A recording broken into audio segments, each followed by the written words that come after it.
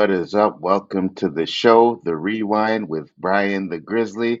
Hope you guys enjoy it. Let's go. 5, 4, 3, 2, 1.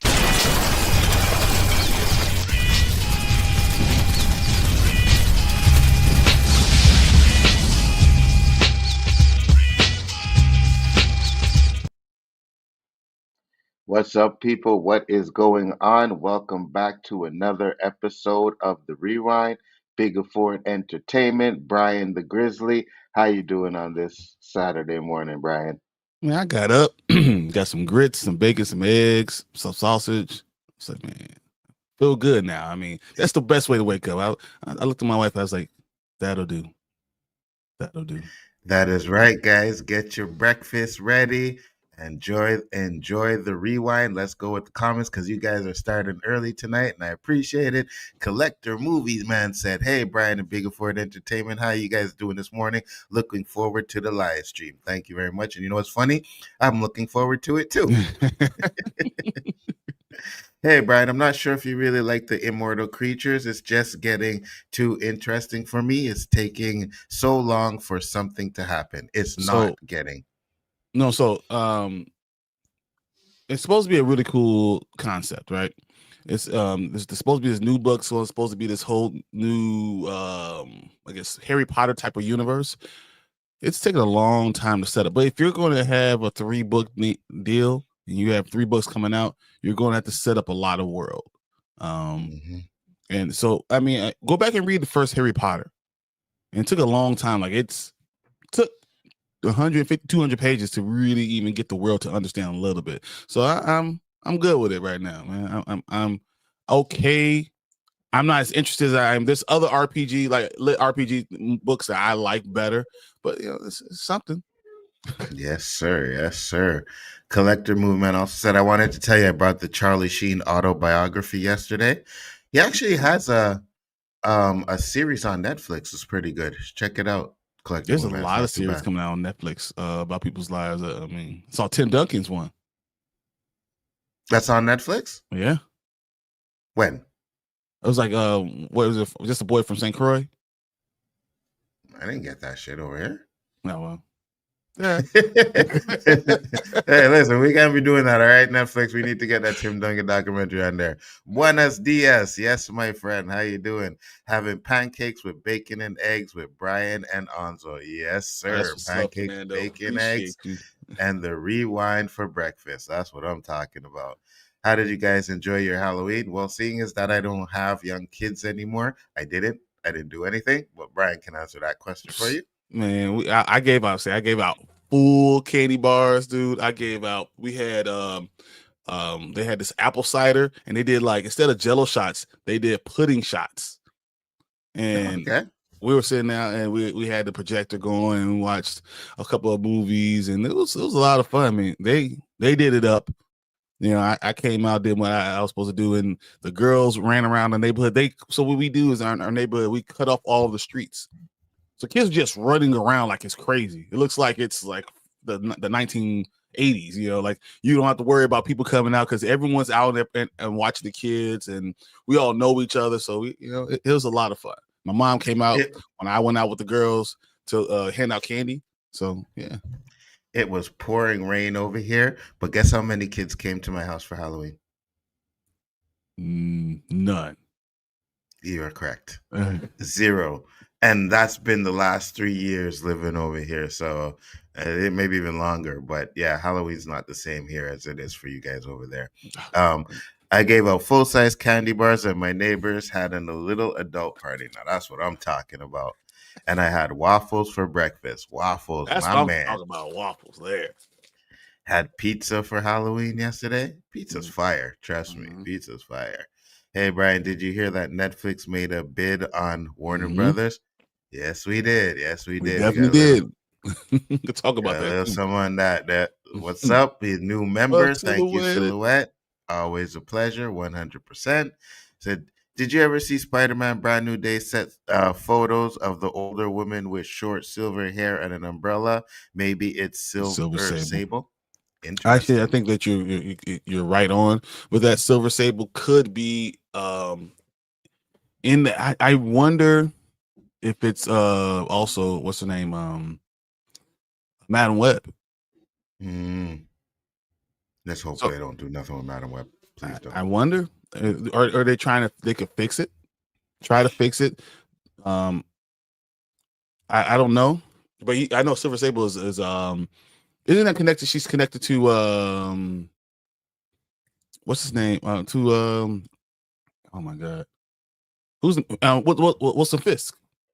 Oh, yeah. Mm-hmm. Yeah. Mm-hmm. What good fellas? What up, What's good man? fellas? Don't think I caught a morning stream. Lots of trick or treating with my kids last night. Couple spots had Jello shots Mm-hmm. and shots for adults. That's what I'm talking about. Dude, they were giving out beers. I mean, this is what you do. You give candy to the kids. You And give other stuff, beers to the adults. Man, it's awesome, man. You get a good neighborhood. You're good. I went to the like on the app for the liquor store. And actually, I seen it on Facebook. And I was like, oh, they have a chocolate Bailey's, and I ran and grabbed that real quick yesterday. So my drinking days are kind of done, to be honest with you. I really don't not Netflix to get a hold of Warner Brother because they'll probably shut down the The website website Groove. Groove. Yeah. Groove. So Groove Silver is a me. really cool place. Superman, and Fisk exactly. Mm-hmm. When you have Groove is a place where you get physical media. If you want steel books, Groove is a great site to go on. And when they sell out everywhere else, Groove is usually has a lot of stuff because they get it right from the manufacturer distributor. Mm-hmm. It's usually a better price, and they give you deals on like if you get 2, 3, 4, 5, you get prices off. The dollars off. So it's a very cool site. So I have probably I'm at like 650 as far as DVDs and blue and steel books and stuff.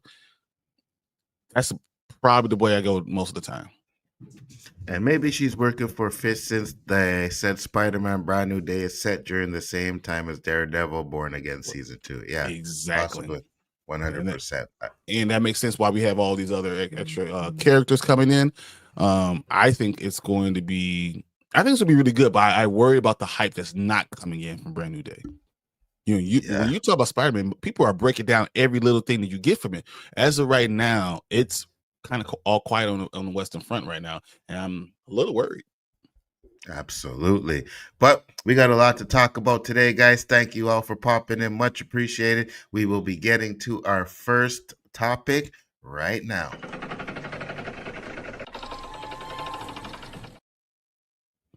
All right, guys. So as you see here, first topic is reports. Lucasfilm is reportedly bringing Star Wars Rogue Squadron series to Disney Plus. So That sucks. article, yeah. Your thoughts, Brian? First. So off the bat, like this is what you have a movie thing that you're supposed to be doing. This is a movie title, and now you bring it to Disney Plus. It's literally like if you're doing a new Avengers movie and you bring it to Disney Plus. Star Wars should be in theaters always. 100%. And my thoughts on this is, and I'm going to say this and take it with frustration. Let's put it frustration, not more hate, but frustration. I don't care. I'm really at the point where you got to start showing me some good Star Wars stuff before I start to get hyped for any of this stuff again. You know what I mean? So definitely. And Rogue Squadron, that game was fire. Mm-hmm. Like 1 and 2 were fire. The last one I didn't like too much, but the newest one, but the first 2 were fire. So if you're gonna do a Rogue Squadron movie series, whatever, you got to do it right. But let's get into the article. They're doing too much EU stuff. They're doing EU stuff, and they're ruining it. And this honestly, that's probably some of the funnest stuff that you have in Star Wars. It's Agreed. Having all these extended universe stories and stuff, and you can't not do. It's you said these games. This video game was one of the best video games we got out of Star Wars, and now you're not going to put it in theater. You're going to put it in Disney Plus. Come on. Stop. 100%. 100%. All right, let's get to the article real quick. It says originally announced during the Disney Plus Day presentation in December 2020. Wow, they announced Rogue Squadron in 2020. 5 years. Damn, bro. Patty Jenkins Rogue Squadron. Yeah, that's right. Yeah. She Hmm. was set to do it, and then the Wonder Woman stuff happened, and they said, "Nah, Wonder Woman was trash, so we gotta pivot." So I kind of get that, but 2020, damn. Rogue Squadron may yet see the light of day, according to insider My Time to Shine, albeit this as a series on Disney Plus. This potential pivot isn't completely out of the blue. Kathleen Kennedy, who we hope is leaving at the end of this year, I believe it is. Yeah. So Never leaving. previously, yeah, I agree. She's never leaving. I think the same thing. Previously hinted that Rogue Squadron could be reworked into a series format. Considering the studio's current focus on streaming projects, the move makes sense, especially since the only Star Wars show currently confirmed for Disney Plus is Ahsoka Season 2. That raises a major question. What does this mean for Jenkins' involvement? The filmmaker addressed her complicated history with Rogue Squadron after this year, explaining how her plans shifted between projects. So when I left Star Wars to do Wonder Woman 3, I thought maybe I'd come back to Star Wars after Wonder Woman 3. Well, we know why you didn't. Because no, there is no Wonder Woman 3. Wonder Woman 3, and we saw, yeah, exactly. Um, so we did a deal for that to happen. Started a deal, but I thought I was doing Wonder Woman. When Wonder Woman went away, Lucas and I were like, "Oh, we got to finish this deal." We finished the deal right as the strike was happening. So I now owe a draft of Star Wars, and so we will see what happens there. Like who knows? She confirmed. It's hard that they have a hard job in front of them of what the first movie is going to do. They have other directors who have been working, but I am now, I'm back on doing Rogue Squadron, and we'll see what happens. We need to develop, get it to where we're both super happy with it. Um, so I want them to replace her because I didn't like Wonder Woman Part 2, and I think she's just going to kind of ruin the Rogue Squadron movie.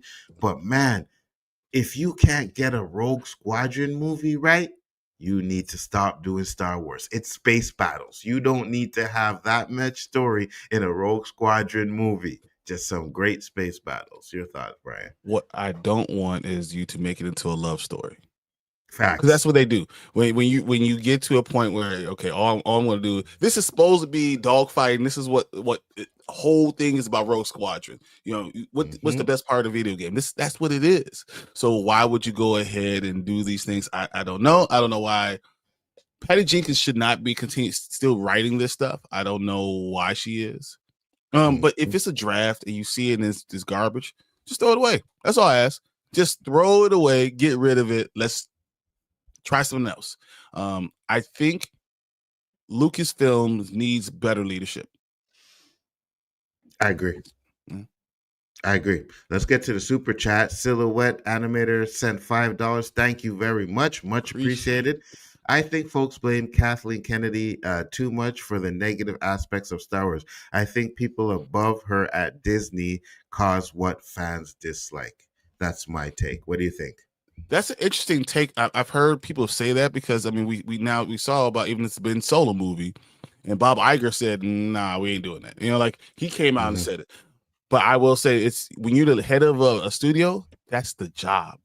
So Hmm. I'm the head of my restaurants, whatever. If something goes wrong, even though I'm not the person directly involved in doing it, I'm the Hmm. one who's responsible Hmm. because you should have been the one taking care of it. Hmm. Even if someone above me did something, I'm still the person responsible. So you got to take the lumps. You take the good with the bad. If you're going to get paid, that's what you're getting paid for. So Hmm. I agree. It might not be directly her fault. I 100% hear what you're saying, but it's still kind of your fault because you're the one who, the buck stops with you. So even if the Hmm. studio gets involved, you have to, say something, or you have your voice that could say, "Hey, I tried to do this and they're not letting me do this." You have to do certain things. And you know what? I'm gonna agree with you a little bit too as well, Silhouetted Animator, because you know it's funny because there was a time where this viral shirt with Kathleen Kennedy, the Force is female, was Mhm. going around, right? Did you ever? like read the real history of that shirt? No.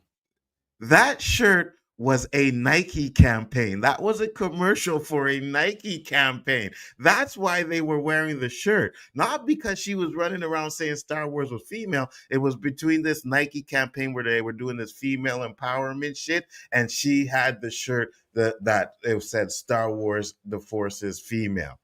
That's why. But people, and we know the group we're talking about, like to see crap like that and run with it. Mm-hmm. And then if you don't go, because I didn't know that until about a couple months ago when I was actually reading the article, and I was like, oh, so that had nothing to do with her running around saying Star Wars is female. No, it was a Nike campaign. You see what I'm saying? No, So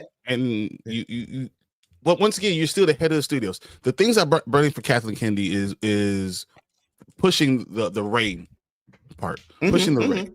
That's because I don't think that it's good. I don't think it's quality stuff. I think they made a lot of mistakes. But I agree. Bob Iger's making decisions about other things. But if you still head of the studio, you still have a hand in all of this stuff. I mean, George Lucas handpicked Kathleen Kennedy, so you can't sit here and talk about it like she doesn't know what she's doing. But at the end of the day, the buck stops with you.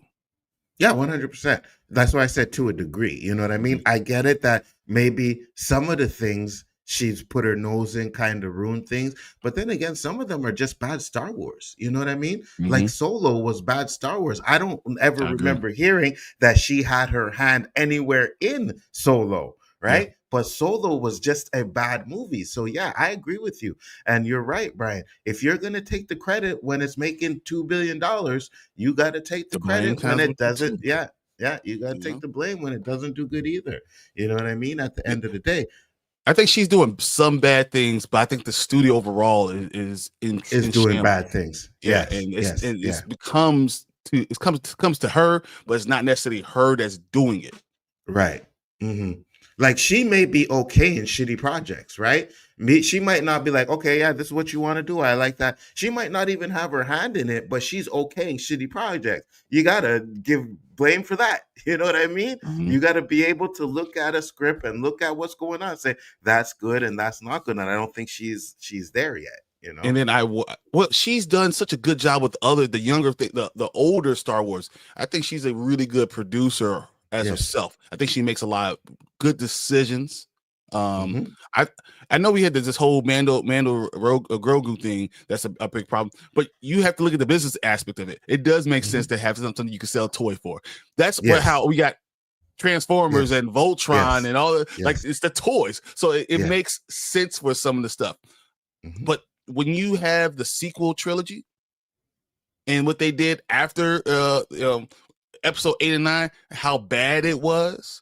You take a big hit and then have other negative Star Wars coming after that is a problem. And as I said, you're the head of the studio, so all of it's going to come down to you.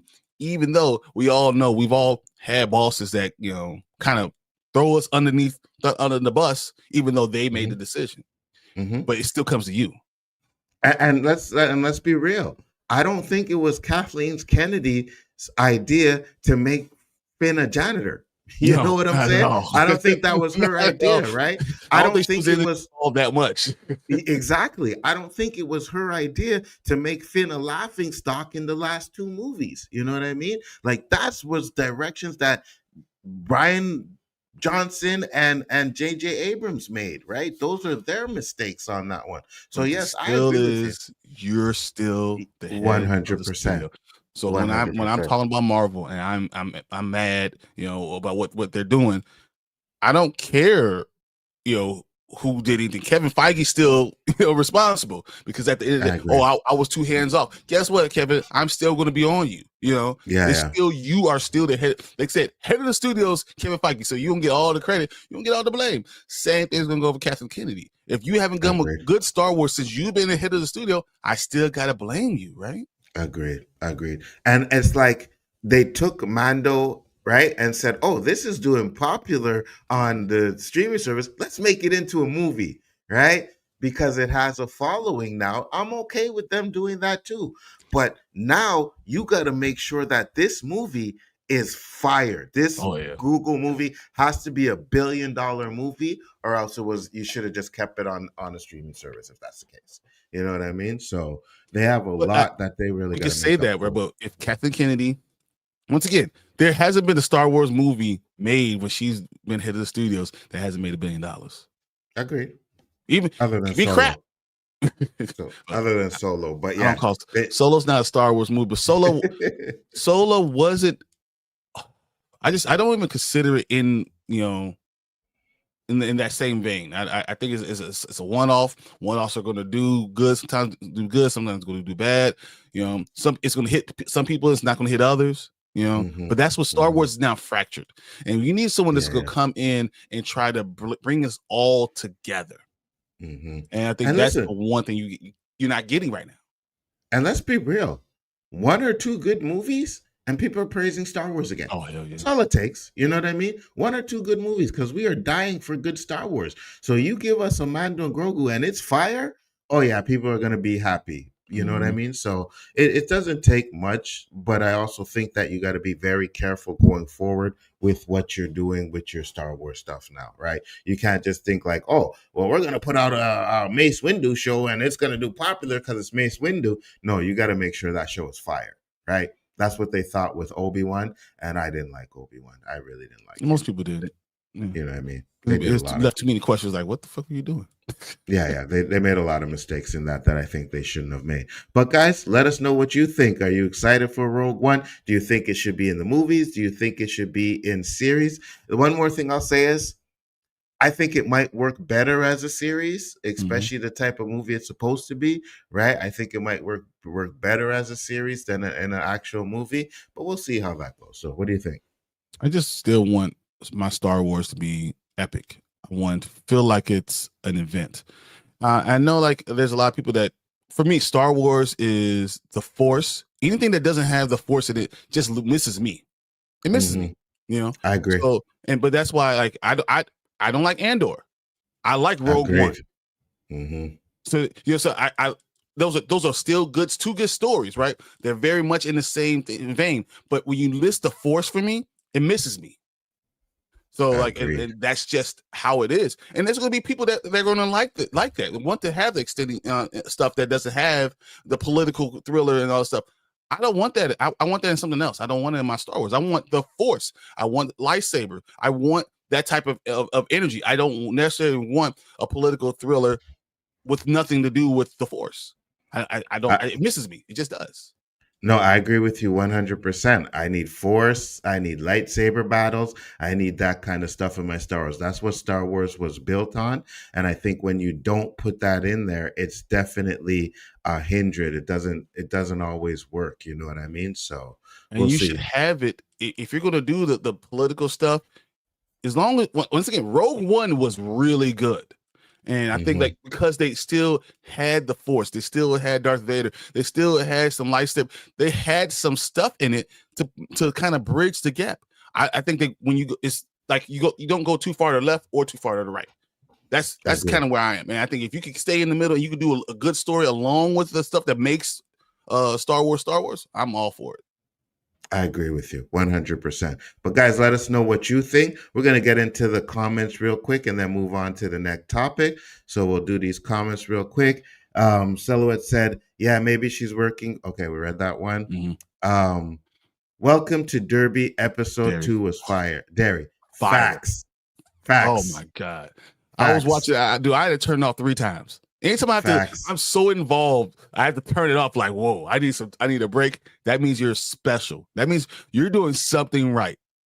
Yep, it's a show. I got to do a breakdown for it. So we're gonna be doing a great breakdown for it because it is lit. I am down for everything. The creepiness and everything they are doing, I am down for it. And then when we seen Pennyworth's eyes, I was like, yes. That's creepy shit, bro. I know I don't like scary stuff. If you go to the rich neighborhoods in my area, they'll give you like $5 or $10. Oh, that's cool. I wish I would come to your area. I'll be over there all the time. Me with a mustache, me without a mustache, me with a hat on. Facts.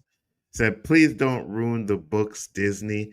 So here's the thing, right? Because especially when it comes to the EU, we already know they're picking stuff from it, which you can do. I don't mind them picking stuff from it, but if you're gonna do it, I think you do it in your own way and you just pick stuff in it, like they did with X-Men '97. You pick stuff and make your own story And you around it. stitch it together. Let's hit Yeah. Silhouette as one because I for the super chat.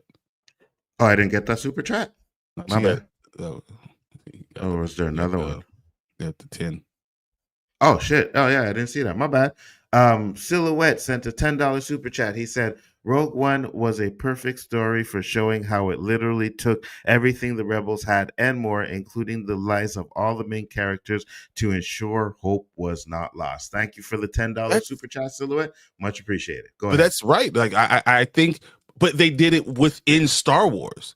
They still had respect for what Star Wars is. They did both.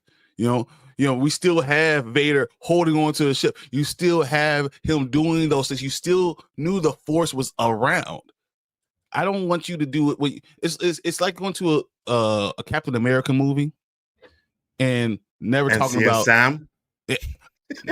No, but not having superpowers or not being doing it is all political. It's like watching CNN or C-SPAN. I don't want that. I want superhero stuff too. I still need superhero stuff too. That's what it's about. So like that's but why yet you like the Batman. I don't need Batman. Batman's a dude. Remember when we had the first argument we ever had? Like it was all about the fact that I say Batman's like my favorite DC character. He's not a superhero. He's a hero. He's just a dude. He's a dude. Go be Batman tomorrow. Yeah, 100%, 100%. So, but I'm how just much saying, fantasy do I need of that? If I could be Batman tomorrow. you see, here's the thing I say. People like to say certain things, but when it comes to, they'll give a pass to like the Batman because, he's not really a superhero. I'll give it a pass. But nah, if we want supernatural, if we want, fantastical, we got to get fantastical. And I want that in my superhero movies. Because if I wanted a real life Batman, I could watch Fast X. But that's what Batman is. He's a dude. He's just there's more fantasy in Fast X than is Batman. Batman just has stuff. That is true. If I had billions of dollars, dude, I could be Batman tomorrow. That is true. I'd be Batwing. I'd be like, justice only. Like, and just be doing that stuff, whatever, and go kill people. There's way more fantastical stuff in Fast and Furious than there is in the Batman. I agree. I wanted Rogue Squadron to be a movie in theaters. Sticking it on streaming is a trash decision. It could be. It could be a trash decision, but it also could be one of those stories that where it's like, you know what? It might work better as a series, right?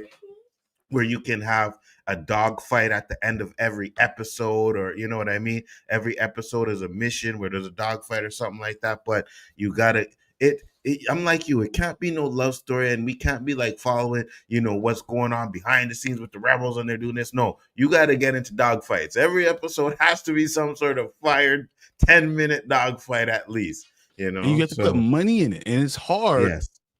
For someone to put the amount of money you don't need for a Star Wars TV show, if you don't put $25-30 million in each episode, it's not going to work. If you're not going to do Rogue Squadron like you're going to do Stranger Things, then I don't want it. Agreed. 100% agreed. Said they'll probably ruin it. Yeah, you're probably right. Disney is getting on my nerves. Mine too. Kathleen needs to pack up and get the hell out of there quickly. We all say that. And the day she leaves is the day she leaves, and I'll be like, okay, she's finally gone. But what if we get someone in there that ruins it even worse? You know what I mean? You gotta be careful what you wish for, man. Because we sitting there saying we want Kathleen Kennedy gone, but who knows who's gonna take her place? Who knows? But I think Kathleen Kennedy. My only problem is she needs to be able to be the leader. She is. Obviously knows about what's going on. She's been a great producer. She just has to be the leader. So that means taking the hits and then making great decisions. I agree. Said I enjoyed the Solo movie about Han Solo. Nah, that was ass. I'm sorry, Collector man. I can't do it. I can't get with you on that one. That was absolute trash. Yeah, I think studio politics are more complicated than people Mhm. think, and blaming one person, not right, I feel. No, I agree No, with you. There's a I lot think of you're right. politics. Yeah, You're right. yeah, a lot of politics. And especially now with a lot of these movie theaters wanting to put their agendas in movies before the story. You know, back in the day, you go watch movies, there's agendas in all type of movies, Mhm. right? But it's hidden in the story. You know what I mean? Mhm. You got to actually like, oh, shoot, I didn't even notice they were talking about that, right? Because it's hidden in the story. But now what they're doing is they're just making sure they blast the front page. Like when you okay, so when you put out something on a movie, right? Like let's say Eternals, right? Oh, Mhm. we got the Eternals coming, and the first thing you say is that, but it's gonna have the first gay kiss in it in Marvel. That's a problem. You shouldn't be That's a focusing. That shouldn't problem. be what you're focusing on. That shouldn't be what you're focused on. When you do stuff like that, you just let it happen naturally. You don't need to broadcast to everybody that, Mhm. hey guys, this is what we're doing in the movie, so you guys can all see that. You don't need to do that, right? You put it in the movie and you do the story. And then it's like, oh, okay, there was a gay kiss in Star Wars. No, but when you start using those type of things to push the movie, that's the problem. That's the problem, because then you know the story is going to be trash. Brian, did you see Den of Nerds source saying that a lot of the Disney Star Yeah. Wars mistakes was Iger's fault? It could be. I It and could I be. saw that. And but when you take control and you say I'm going to be head of a studio, that's just part of it. That's just Yeah. part of it. Yeah. Yeah. When I franchise Culver's and Craig Culver does something that I don't like, but I'm running my restaurant, I still have to deal with it Yeah. because I chose Yeah. to be the lead of the restaurant. That's Hmm. just what it is. Yeah. Yeah. Yeah. I agree. And we put a lot of blame on Kathleen Kennedy, but Iger gets that blame too. Iger gets that blame too. I think It's everybody just Disney. talks about Kathleen. Yeah, we just talk about Kathleen Kennedy because she's the head of it. But Mhm. Iger gets that blame too, bro. Because Kathleen Kennedy said, "Let's do this," and you greenlit it too. And if you could stop the hunt for Ben Solo, then you could have stopped some of these movies that they brought out there, and you I didn't. actually, I actually think the reason he stopped the hunt for Ben Solo, it's my own personal opinion, Mhm. because he wants to get away from the sequel trilogy. He doesn't want to even acknowledge it. See, it's not that it's not a great idea. He wants it to he wants to erase it. He's going to go to New Republic, Old Republic stuff. He doesn't want them to talk about this anymore. He wants to Yeah, pretend like it never existed, and that's why he's making these decisions. I can agree with that. I'm not trying to say she's free from blame. I'm saying she's not responsible for all the negative aspects of Star Wars. I agree with I you. think you're right. I It's think you're right. complicated studio politics that lead back to bad writing choices ultimately. Mhm. Sully Stream said, I Yeah, like Solo. I I know like Solo. Solo. What? Wait. Are you guys smoking that good ish? Because if you are, I want some. Please explain to me what you liked about Solo. If you look Said, at it yeah. as not even a Star Wars thing, you watching it as a standalone movie, it's not a terrible movie. I just don't like what they did because it connects to Star Wars. It connects to what we did in the original trilogy. So like, there's things that I didn't underline, the things that I didn't necessarily like. You know what? And I'm gonna say this straight up. That movie got ruined for me within the first 15 minutes. First off, when they went to that little creature and that snake thing came out and it was speaking perfect English, I was like, I'm out. And then they said, what is your last name? He said, I don't have one. And they said, oh, you're alone. Oh, it's Solo? That's how he got his last name? What? What, he could have just said my last name is so, like, you could have just made his last name Solo. You had to, no, no, no, Sometimes it's no, about no. comic stuff. That's all. That's all it is. That shit was not funny at all. I was like, Han Solo has always been my favorite character, and you guys ruined him. I did not like that movie. I'm glad If you it's guys your liked favorite it. character, I have to respect what you're saying. That's just. I like I Actually be respect that worse. what you guys liked it, and that's great. But for me, they bastardized Mhm. Han Solo in that one. I did not like it. Yeah, the sequels trilogy had too many cooks. I agree with you. Can't blame her 100 for that. It doesn't This matter is a because she's the lead. She's the head. You can yeah, say everyone get out of the kitchen. yeah, Let's yeah, focus. Yeah. yeah. This is also why I appreciate what Gunn is doing and how he managed stuff with DC differently than Disney is doing with Marvel Star Wars. It's James easy to Gunn say that has at the his beginning. issues too. Yeah, It's he easy to has say his that at the issues beginning. too. And Silhouette, here's going to be a problem. You're going to go 5 years without Batman in your Yeah, universe. Yeah, he's a problem too. That's That's a a problem. problem, man. Yeah, it's a problem. What No what if Wonder we don't get Woman. a Batman because he's waiting too long to do it? And it's kind of hard because you got the Batman coming out. We're not going to have a Batman for such a long time. He may never get a chance to do it. He might get fired from the studio before we get a Batman movie. 100%. And we got a topic on that tonight too to talk a little bit about that. So we'll get a little bit more into that later on. Definitely. George Lucas just needs to buy the rights back because obviously Disney doesn't know how to do stuff right. You know what? I think George Lucas is at the point where like he doesn't even care anymore. You know what I mean? Like, if you guys want to consult with me on a few things, yeah, I'll come in and do a few things and I'll consult with you. But at this point, I don't think he cares anymore. He's on to doing his other stuff. He should have never sold it in the first place. I understand why he did, but you know what I You call mean? him billion with a B. And he's I'll getting sell it too. old, right?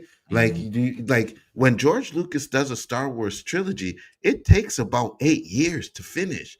You know what I mean? And when you start thinking I'm 80 years old and I'm going to do a trilogy and not going to finish till like I'm maybe 90, Yeah, you know what I mean? That's I crazy. understand. Ain't no way Mando movie making $1 billion. 670 would probably be a dub. Ooh. Well, you know what? Honestly, I don't know how many movies will make a billion anymore because the way movie theaters are going. You know, but Star Wars has never not made like all their movies that that have come out in the last decade have made $1 billion. Yes. Silhouette of my boy. Andor is S tier Star Wars. Yeah, as in crack the SHIT star tier. Yes, 100%. That tier is. 100%. I understand people like it. I know you guys like it. I don't like it. I don't like Andor for the exact reason why I talked about. There's no fucking force. That's too much. And you shouldn't have that. You guys, I know you guys love your Rogue One.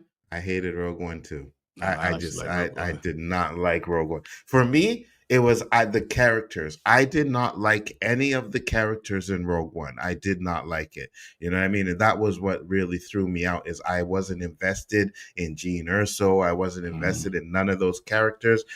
Caspian, whatever. I just didn't invest. That's probably one of the reasons why I don't like Andor either, because I don't care about those characters, you know? It's hard trying to get you invested in one movie. It's hard. Agreed.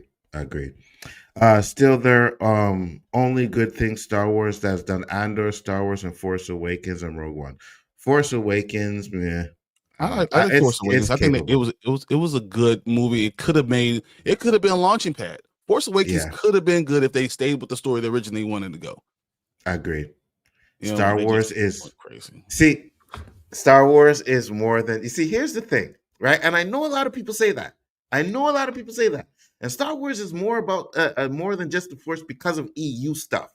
But if you go to the creator, the original creator, Star Wars has always been about the Jedi and the Sith. That's it. That's what Star Wars was. It was good versus evil. It was going against family values and all of that stuff, good versus evil, Jedi versus Sith. That's what Star Wars has always been about. Now, when he expanded and let people do the EU, they expanded the stories into Han Solo stories and, you know what I mean? All kinds of other stuff and that stuff is not canon. It's picked and they pick and choose what it's going to be. Exactly. So people say this, yes, when it comes to the all-around universe, but the real Star Wars universe, which is, I always say George Lucas is the real Star Wars universe. It's always about Sith and Jedi. It's about being Nazis, space Nazis. Facts. Literally to the point where Vader was chasing the last bit of hope from escaping, aka the Death Star blueprints. But you had Vader, you had the Force in it, so that's why Rogue One I have no problem with. You can have political intrigue, you could have desperation of the other people, as long as we still acknowledge that Force is there. Because I always saw Force as an overlying. It's almost like the thing that holds the world together, like in a galaxy far, far away. The Force is the only thing holding it together. So to have things without the Force just loses me, misses me. Like the fourth is so important that he literally had to explain, or he felt the need to explain it in the prequels, right? He needed to explain how the force worked in the prequels because that's how important the force is, right? So I don't know. I get what you're saying, and I don't mind, but you still have to have elements of the force. I still think, like, if you don't have Jedi's and Sith, it just meh. Solo should have been a huge hit, but Disney ruined it. Yeah, Mm, can't wait Part to of it was welcome. also when it came out. That was another thing. Yeah, agreed. Agreed. Can't wait for Welcome to Derby Breakdown. Oh yeah, that's coming, brother. Can't just Yeah. trust me. I think we're gonna do episode 1 tonight if Brian's free. And then we'll do episode 2 on like the Tuesday or Thursday, and we'll keep that day for that. Totally agree with you, Fernando, about Andor. Stop it, guys. I want live action Knights of the Old Republic. I think we Mhm. all want to go to a different time period now. I fell asleep when I first saw Matt Reeves Batman. That's my boy. You see, that's The what I'm problem with talking Matt about, Reeves' Fernando. Batman is that it had 3 endings.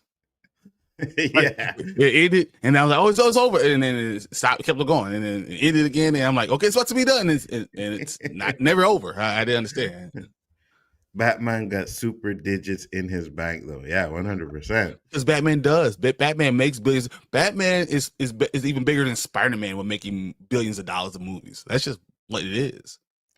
And don't make it a 6 or 7 episodes. Make Oh it yeah, a 10, 9 or 10. I agree with you. You got to I stop with hate this those. 6 or 7 stuff. Because I'm watching Daryl Dixon and it's on episode 7, right? And last week I'm like, oh, okay, I'm going to get the last episode. And I'm like, wait a minute.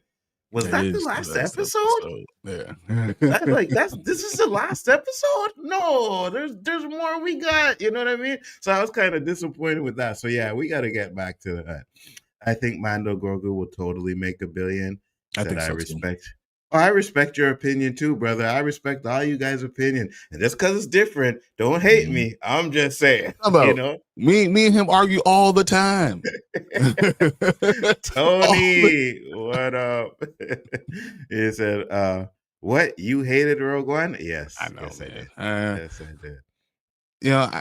You know, you like things to be what they are. Like you want, if it's a vampire movie, it needs to be about vampire movie. If it's supposed to be Yes, about superheroes, you want to be superhero. You know, you want to. yes. That's how I understand how he works now. I could Hmm. have parts, different things in there. I just Hmm. needed to know what it is, though. That's all. Yes, exactly, exactly. You know what I mean? Thank you guys for popping in. Now we're gonna get into our next topic. Hey, you guys are fire in the chat. You guys are always the best. You know what I mean? So we appreciate it, but we gotta move on to the next topic. Let's do it.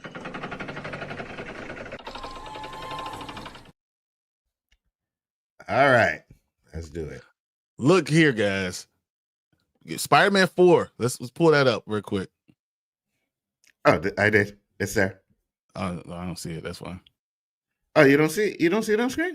Okay, I don't see it on mine, but if it's there, it's good. All right, Mhm. Spider-Man 4 rumors with Sam Raimi are heated up. There it is. It popped up for me now. Okay. Heating up. Now there's a major new update. Here you go. Definitive modern day perception of superhero movie genre owes a great deal of credit to Spider-Man trilogy, starring Tobey Maguire and helmed by director Sam Raimi in the 2000s. The filmmaker had actually intended to make Spider-Man 4 before plans fell through, but it looks like there's hope for the sequel has not run out just yet. Madison Tomlin, best known as Matt Reeves' co-writer for the upcoming Batman Part 2, Batman Part 2, and his uncredited work with 2022's The Batman, has been vocal as of late about his goal to also dip in his pen in the Marvel ink and complete the Spider-Man saga. It appears that the writers actually hard at work attempting to make what will be a dream come true for many fans of Sam Raimi and Tobey Maguire, finally happening more than 15 years after Spider-Man 4 was officially canceled. In the most recent update to this bid, Tomlin shared that he has been trying to get an official script for Spider-Man 4 off the ground, and his response to the X post. He says, "Yeah, here's your money to write the script." He said, and Madison Tomlin says, trying to do it. The following day, on September 29th, Tomlin confirmed that he is trying to get in contact with Sam Raimi, whose next horror film, Send Help, his theaters January 2026. In reply to with another X post in the same thread, urging the writer to reach out to the Spider-Man trilogy mastermind. In July 2025, he also shared and on social media platform, his vision for the fourth film that would be Maguire's Peter Parker struggling to balance raising a family with fighting crime. Tomlin followed up his late September statement with a comment directed at how he allegedly been trying to contact Raimi, putting the entire rumor into question. And he said, I do enjoy how the phrasing of all this conjures the image of me dialing some random number on the phone, holding a speaker over his head in the street, and putting messages in bottles and throwing them into the sea. So we could go on to the through the article. The article is really interesting because he talks about how we have Spider-Man 4, Brand New Day with Tom Holland and all this stuff, and what Raimi's doing. I really want Spider-Man 4. I think Spider-Man 2 is, I said, the best live action Spider-Man that's ever been created. Agreed. And though Spider-Man 3 took a little bit of a dip, I was still down. Mm-hmm. I was still 10 toes down for Sam Raimi give me the finishing up the story. Mm-hmm. I wanted to see more. And now you can do a lot of different things. So now Sony could do this, right? Sony could say, hey, we're going to use Tobey Maguire's story to bring Miles Morales in. You could do Spider-Verse type stuff. You could do old man Spider-Man. You can explain a lot of things. Tobey Maguire, when I think of Spider-Man, I always think Tobey Maguire. Just what it is. I think he's the best Peter Parker that I've ever seen. I agree. So I can't wait. But it's part of nostalgia because I grew up on this, right? I'm in high school watching some of this stuff. I'm in college watching a lot of this stuff. So this is what I really want to see. How do you feel about it, Nzo?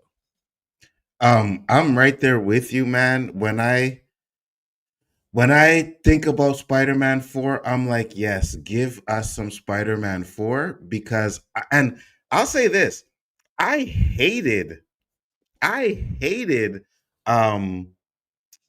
Spider-Man 3 when I first watched it. I was like, oh my God. I watched it again maybe 2 years ago and I was like, yo, this isn't as bad as I thought it was. This movie is really not as bad as I thought it was. I get the fact that it was a little bit ruined with the Venom stuff, but at the end of the day, it's pretty good, man, because the Sandman stuff, I think Sandman's origins is one of the best origin scenes in a comic book movie still till this day. It was emotional. When he tries to pick up the ring and his hand turns to dust, I thought it was really good. And I'm just like you, Tobey Maguire is my Spider-Man. I wasn't a huge fan of Andrew Garfield as Spider-Man. So when I look at this, I'm like, yes. Plus, what you did with Multiverse of Madness to where now you can go a little bit darker with your Spider-Man 4 movie. Oh, 100%. Give me Raimi, give me Tobey Maguire, and give me this Spider-Man movie. I prefer that more than Amazing Spider-Man 3. That's not even a question. I think that's not even in the cards. If you're going to do Amazing Spider-Man, I think Tobey is the best Peter Parker and Spider-Man combination. Mm-hmm. I think Tom Holland's probably the best Spider-Man part. I think Andrew Garfield is a good combination, but he's not a good Peter Parker. That's the problem with Andrew Garfield. And the Peter Parker part kind of misses you a little bit. So that's what makes the Spider-Man kind of miss a little bit. But I think he did a great job at being Spider-Man. He looked good at doing it. Yes. So, and he had the corpse, the jokes and everything. So he had a little bit more of that. I think that's kind of what was missing from the Tobey Maguire stuff is that he wasn't as sarcastic as that. But yeah, I agree with you. So I'll say, here you go. Andrew Garfield's the best Spider-Man. I'm going to say Tobey Maguire's the best Peter Parker, and Tom Holland's the best combination.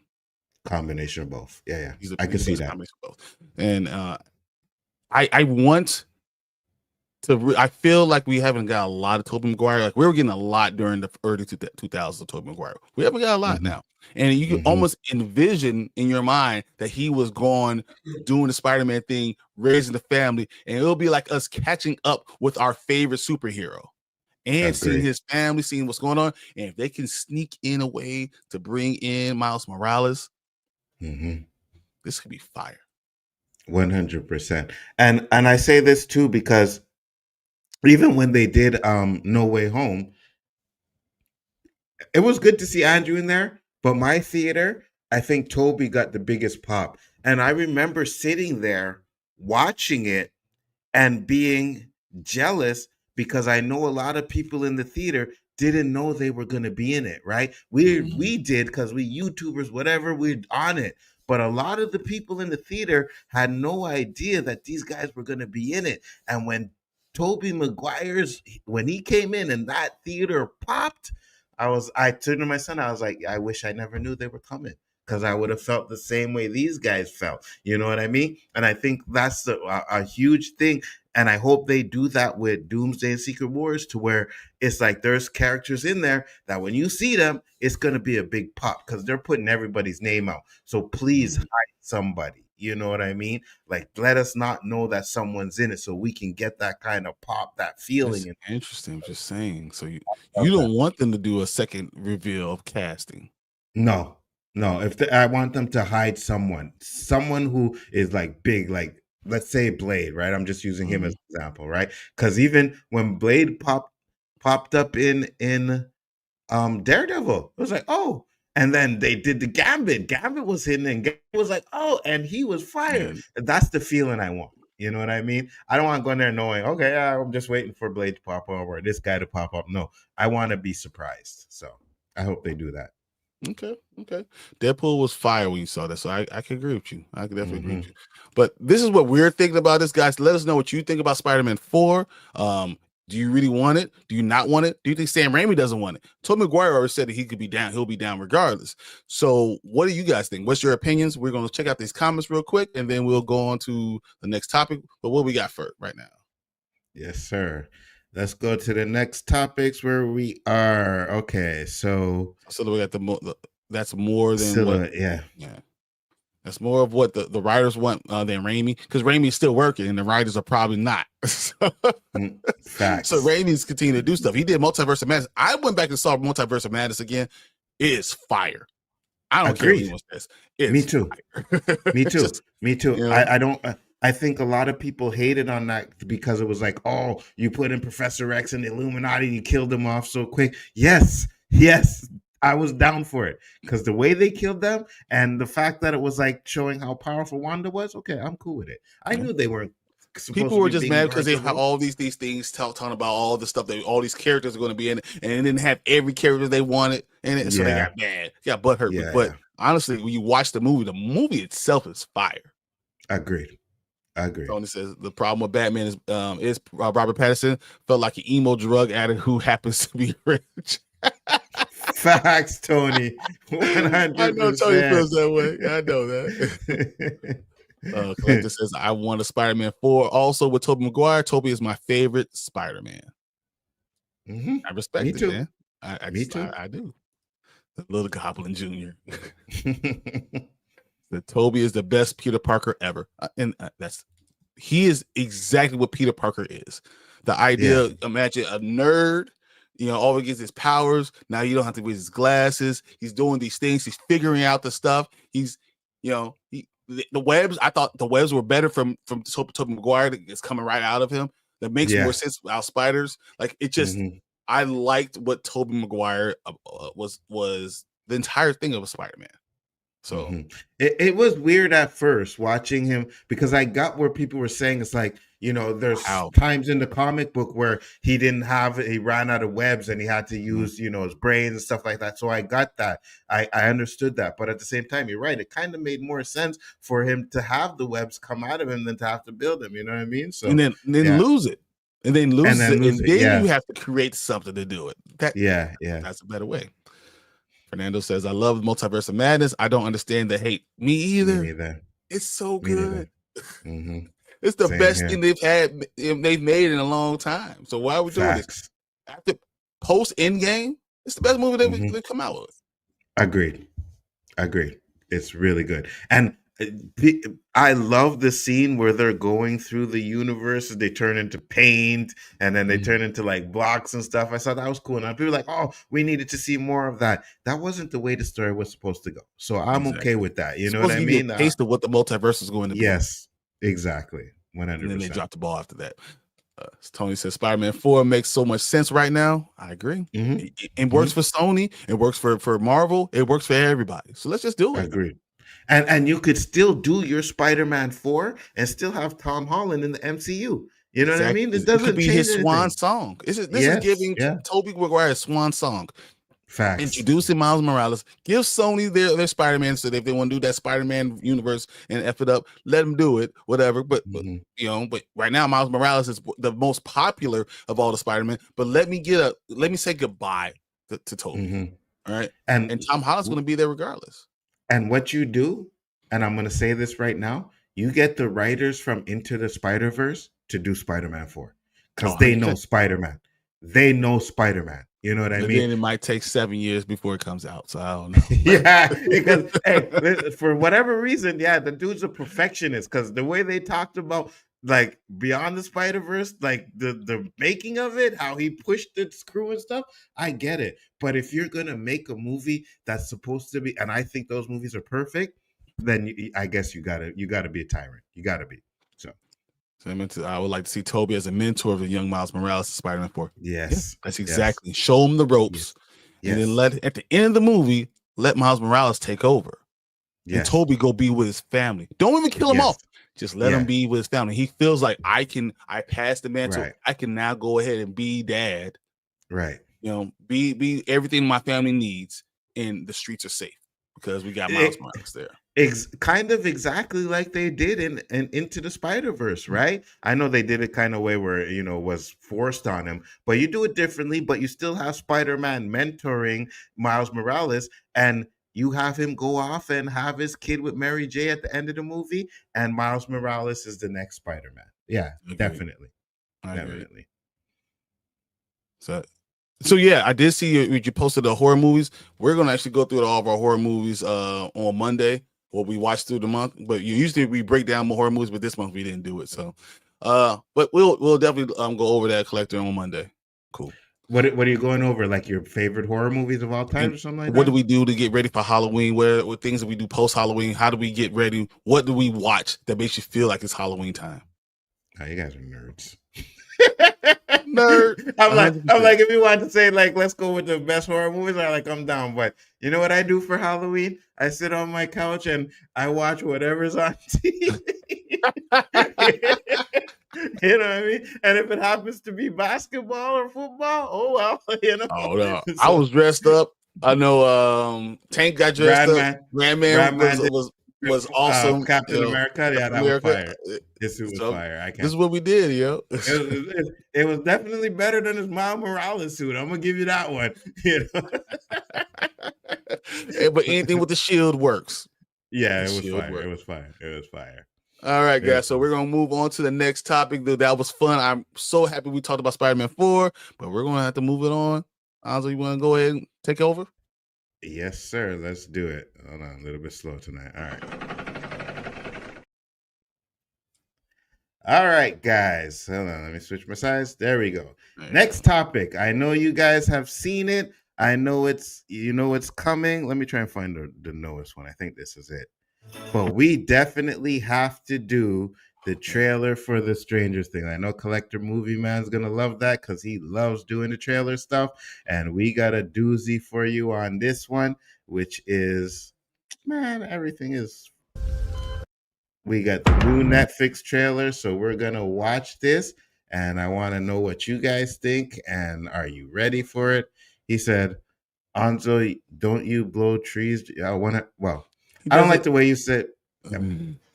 Blow trees, you know what I mean? I'm not too good with your way of stating it, but yes, I like to smoke trees on Halloween. But Brian was gonna say, I'd smoke trees every day, so it's nothing. For Nzo, it was Friday. Yeah, like you guys, it was Halloween, but for him, it was Friday. you guys talk about your bacon and eggs for breakfast. Mine is a fat head. You know what I mean? So, all right, let's watch this trailer, guys. Let's get into this and. Let's see.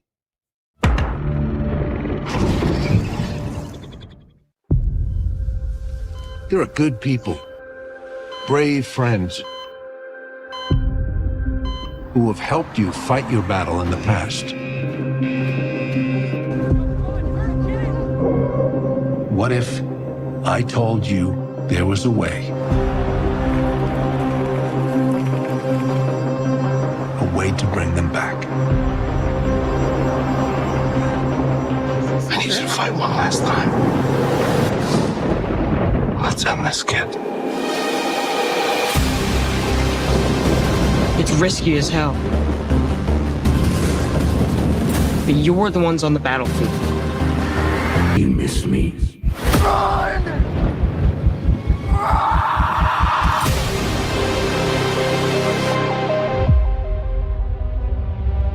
Ooh, wee. That is not the one I watched at all. Neither. That's what I was saying. That is not the one I watched, but that looked good too. So I don't know, man. Wow. Okay. Yeah, that wasn't the one I watched either. I was like, wait a minute, is this a trailer? No, but I liked it. I mean, are you excited? What do you think, Brian? Oh, I cannot wait. Literally, I was talking to my sister last night, and I told her, like, every day we're watching a little bit of Stranger Things. Me and my wife are sitting in bed. We want to watch 1 or 2 episodes because we're going to have it start right on the 26th. It'll be right like we finish 3 and jump right into 4. I cannot wait for it. These are going to be movies. This is what you do when you want to do a TV show. You put money behind it. The amount of money they put in for this season of Netflix for Stranger Things is unbelievable. Like 100%. I cannot. It makes HBO look like House of Dragons look like paupers. How much money they're putting in for this thing. And you know what? It's going to make them a buttload of money. Any person who got rid of Netflix, when all of a sudden Stranger Things comes out, they're going to gain so many people. It's going to be ridiculous. They're going to make so much money off of this, and they deserve it. And you know what? My only complaint is that it took this damn long. How are you going to take 5 years to come? These kids are 24, 25 years old. Facts. They were 10 and 12 years old when this shit came out. I was watching Looper, where it was like, the only recap you need to watch before you watch Stranger Things season 5. And then they showed and I was like, oh my God, they were so freaking young. These were babies. They were so young. You know what I mean? And now you look at them and they're like, yeah, you guys ain't kids anymore. You know what I mean? So we got to stop calling kids. We saw Book of Clarence, Caleb McLeod had a full beard. That wasn't fake. That was his real facial hair. He's a grown man. Facts, 100%. Do you think anybody dies? Oh, 100%. I think in the way this show goes, I'm going to go 4 to 5 deaths. Ooh. But I don't think it's who we think it's going to be. That's what I was going to ask you. Who you think can die? I think Mike dies. Mm-hmm. I think he dies because 11 has been the superhero all this time. Mm-hmm. I think he's going to sacrifice herself, and Mike is going to stop it and sacrifice himself to save her. That's crazy. I could see. I think Harper could probably die. I think you're going to have all those kids. I wouldn't be surprised if Caleb dies. I wouldn't be surprised if Will dies. I wouldn't be surprised if you're left with 2 people left at the end of this. Yeah, it wouldn't surprise me either, man. And I hope, because listen, when what's the black guy's name in the show? Can't remember his name, but when the girl he almost died, I felt for him. You know what I mean? Like, oh man, like I didn't want her to die. Like God, she didn't die, but we all thought she was. He's carrying her. You see him hiding from Demogorgons. You see Sadie Sink is in Spider-Man. So I don't know how long she's been was doing this. I don't know if she wakes up. But they did a good job, even in the trailers, not showing us anything. Matter of fact, I believe the trailer's only part 1. Yeah, I think we have no clue what part 2 is going to do. I agree. Now I heard the final one's going to be in theater. Is the final? The finale. So that's going to be the last one. It's going to be in theater New Year, but it's going to be around New Year's Eve. Mm-hmm. So you're going to look for it, but they're going to drop the second part, I think, around Christmas, and then New Year's Eve will be the finale. So you get part 1, part 2, and then the finale. This is it. And I think you're going to find a lot of people dead. Yeah, I agree. I agree. And I think like each part is gonna end with a cliffhanger to where it's like, oh, you mother effers are gonna make us wait a couple months for the next episode. You know what I mean? Yeah, it's So gonna hurt. But I'm I think it's for people to digest it, and they want all the yeah, YouTubers to go out there and talk about all these yeah, things and tell you how good part one was, and then part two is yes, going to come out. I think they release a trailer for part two as soon as it comes out. So agree, you watch it, you see part two's trailer, and people are going to be losing their damn mind. People are going to be running around. Ah, it's crazy how crazy this agreed. stuff is. So. Agreed. I think it's going to be fire. Guys, let us know what you think. Are you going to be excited for Stranger Things season 5? You're going to even go see it in the theaters when it comes out in theaters, right? Because if they do that, I'll go. Yeah, I'll definitely go. if there's one by You know, me, I'm going. yeah, me too. Let's get into the comments before we move on to the next topic. And Collector Movie Man, I'm surprised by this. He said, yeah, I don't care about Stranger Things. I'm not a fan of it. I watched the first season I liked, and then I started watching the second, and then it started to get boring. Really? So I like season 2. Season 3 was a little bit of a dip, but overall, I enjoy all of them. I just enjoy Me too. the presentation. I like the 80s. I'm an 80s baby, right? So I enjoy seeing 80s things. So me too. Hit me. Yeah. Yeah, me too. I'm right there with it because I think it was season 3 that a lot of people are like, this season's not too good or whatever, but I enjoyed it. I thought it was good. No problem. You know, being in prison, no problem.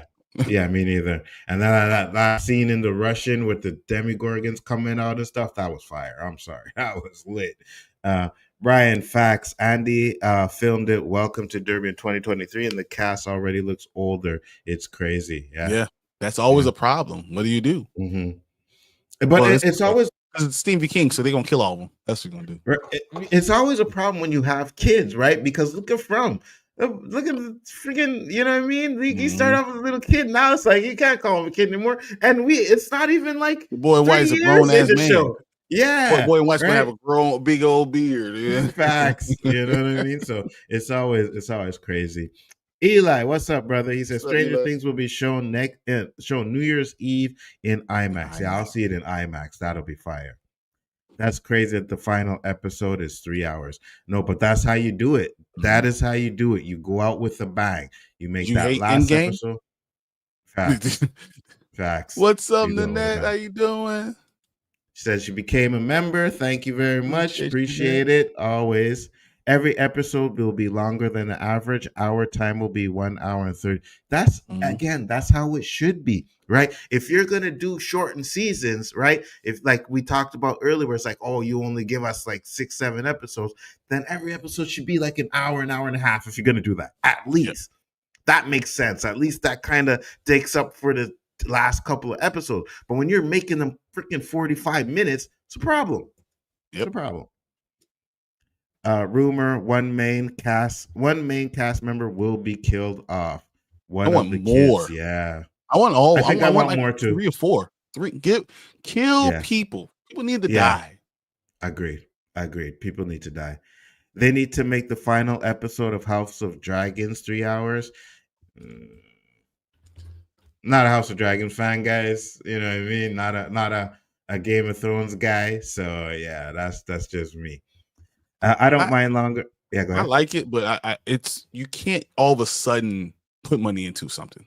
You know, like if you didn't put it in the rest of the season, you can't just all of a sudden do it. So like Stranger Things season 5, the budget, understand the budget is $480 million.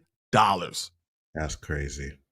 They put $500 million into this season 5, guys. You're not going to do that. So if you're not going to put that type of money into it, then don't do it. Don't do it for the last one. Do it for all of it or all or none. Agreed. I agree with you 100%. I don't mind longer episodes, especially if it's good. Same here. Got my tickets for the final on IMAX already. Can't wait. Oh, really? The tickets are out already? I've been looking for them. I'm going to go on Fandango today. We're going to, I might do a giveaway. Maybe I'll do a giveaway of some tickets. That's what we might do. I see. That's a good one. I love every season of Stranger Things. 80s, 90s seem cool. Nothing now is scary anymore. I agree. And everything in the 80s and 90s was scary. Yeah. Looking forward to Stranger Things. Absolutely. After season 3 of House of Dragons, there's going to be one more season. I got you. Brian just wants to watch the world burn. Oh yeah, me too. 100%. I want. If you're going to go against a Demogorgon to show how bad he is, people need to die. You know, Facts. When we're talking about Kang stuff, I wanted Kang to kick their bitch's ass.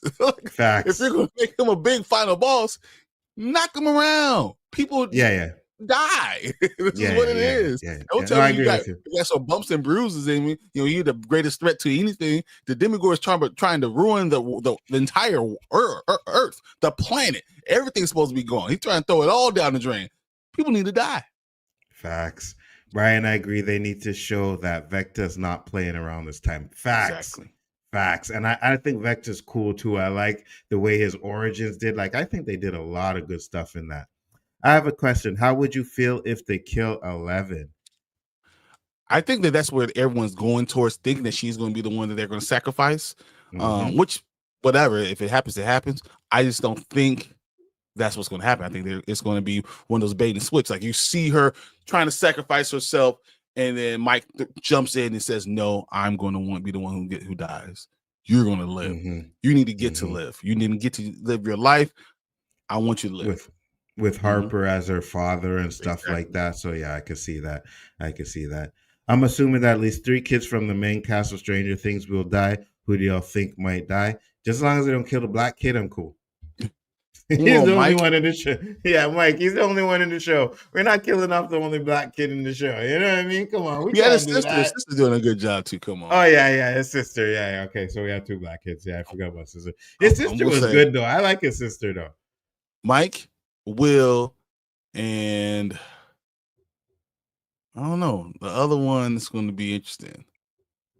Maybe Will's brother. The whole family dies. I'm gonna go with Will.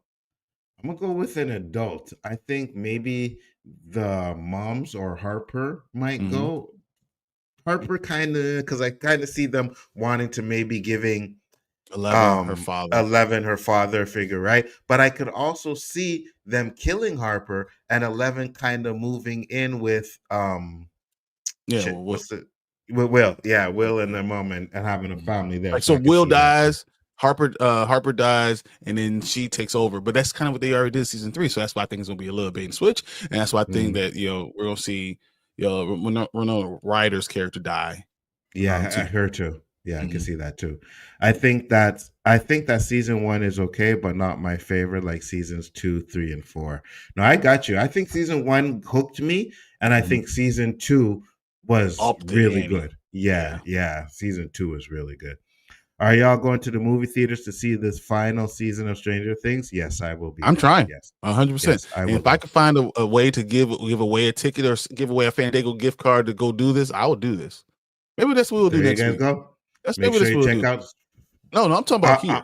Let's do it here. All right, we do it. Yeah. Next week, I get to be in control. I think I'm going to give away a ticket for something. And you know what? A gift card. I'll match him. I'll do it too. That sounds good. See, as well. Look at so that, we'll do a giveaway next week on the Rewind. It'll be our first giveaway. Be tickets to go see Stranger Things in IMAX, by the way, right? We're not going to cheap on you guys. We're going to do it for IMAX. So make sure to stay tuned next week for that, and we'll definitely do that. Said word. I hope I get that ticket. Then come through, and we'll do the duck one that you guys like to do a lot. I like the duck race. All right, cool. Yeah, we'll do the duck race. Guys, let us know what you think. Are you excited for Stranger Things 2? Let us know in the comments. We are about to move on to the next topic. Let's do it.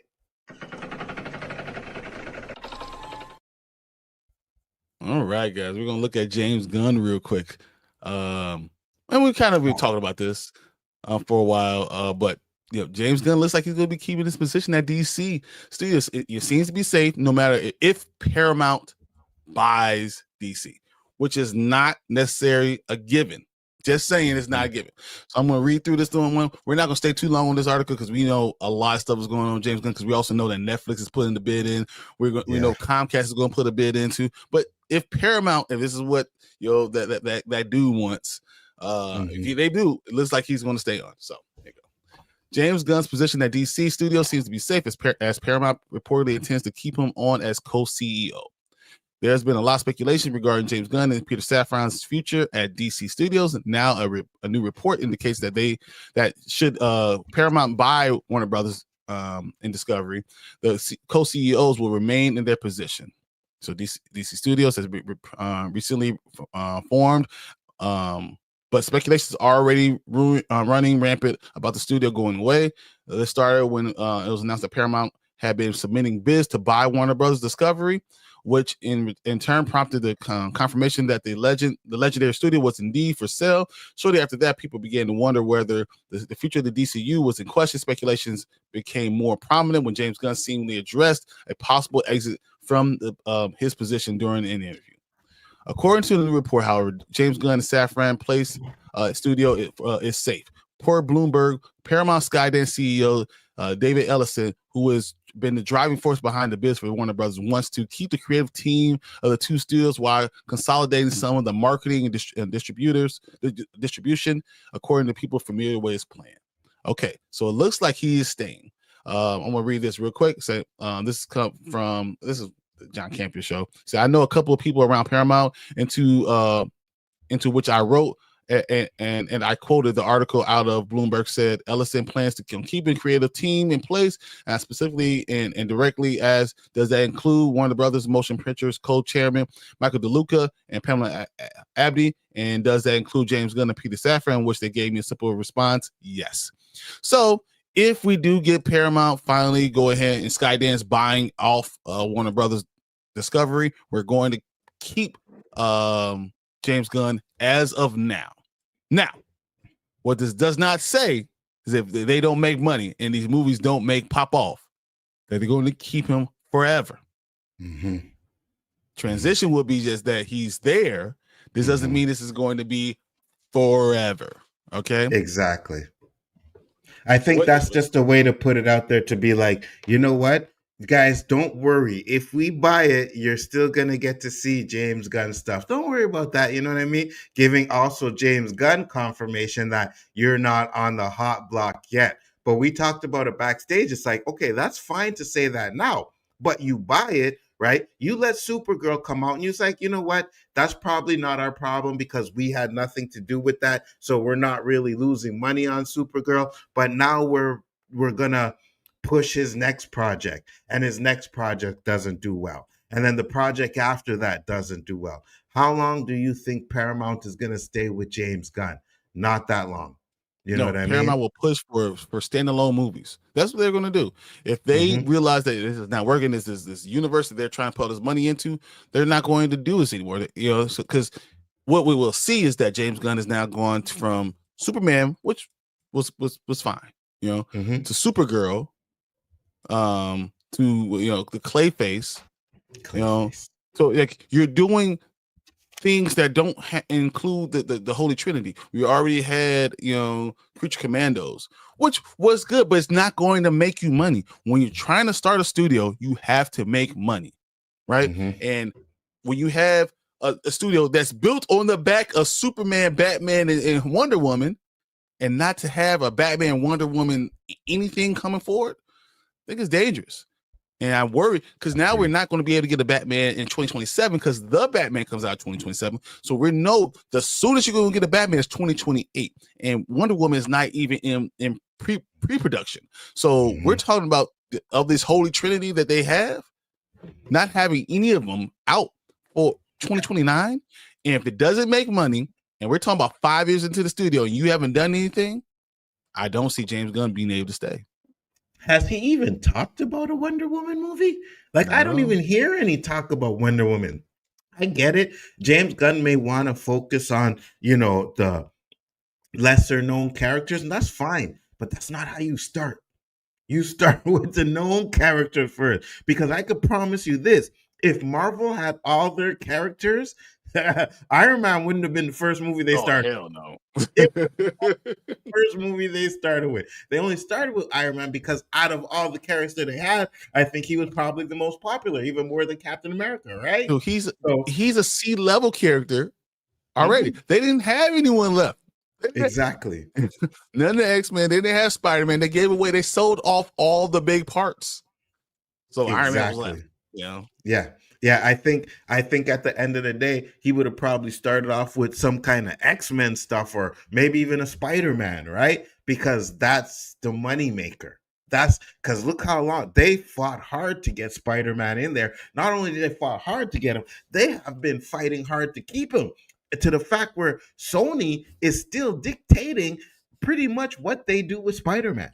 Right? Yeah, yep. Marvel can make the stories and everything, but if Sony says, nah, we don't like Spider-Man doing that, they can't do it. And that's what they had a problem with the zombie stuff, right? I Mm-hmm. think they wanted to We make it don't want into them a killing lot. people. Yeah, they didn't want him killing people. So they had to do it in a way where it was okay for them to, like, he rips off the zombies' heads, obviously, but they did in a way where it was okay for them to do that. But if they had tried to make a feature film, they wouldn't have let them do that.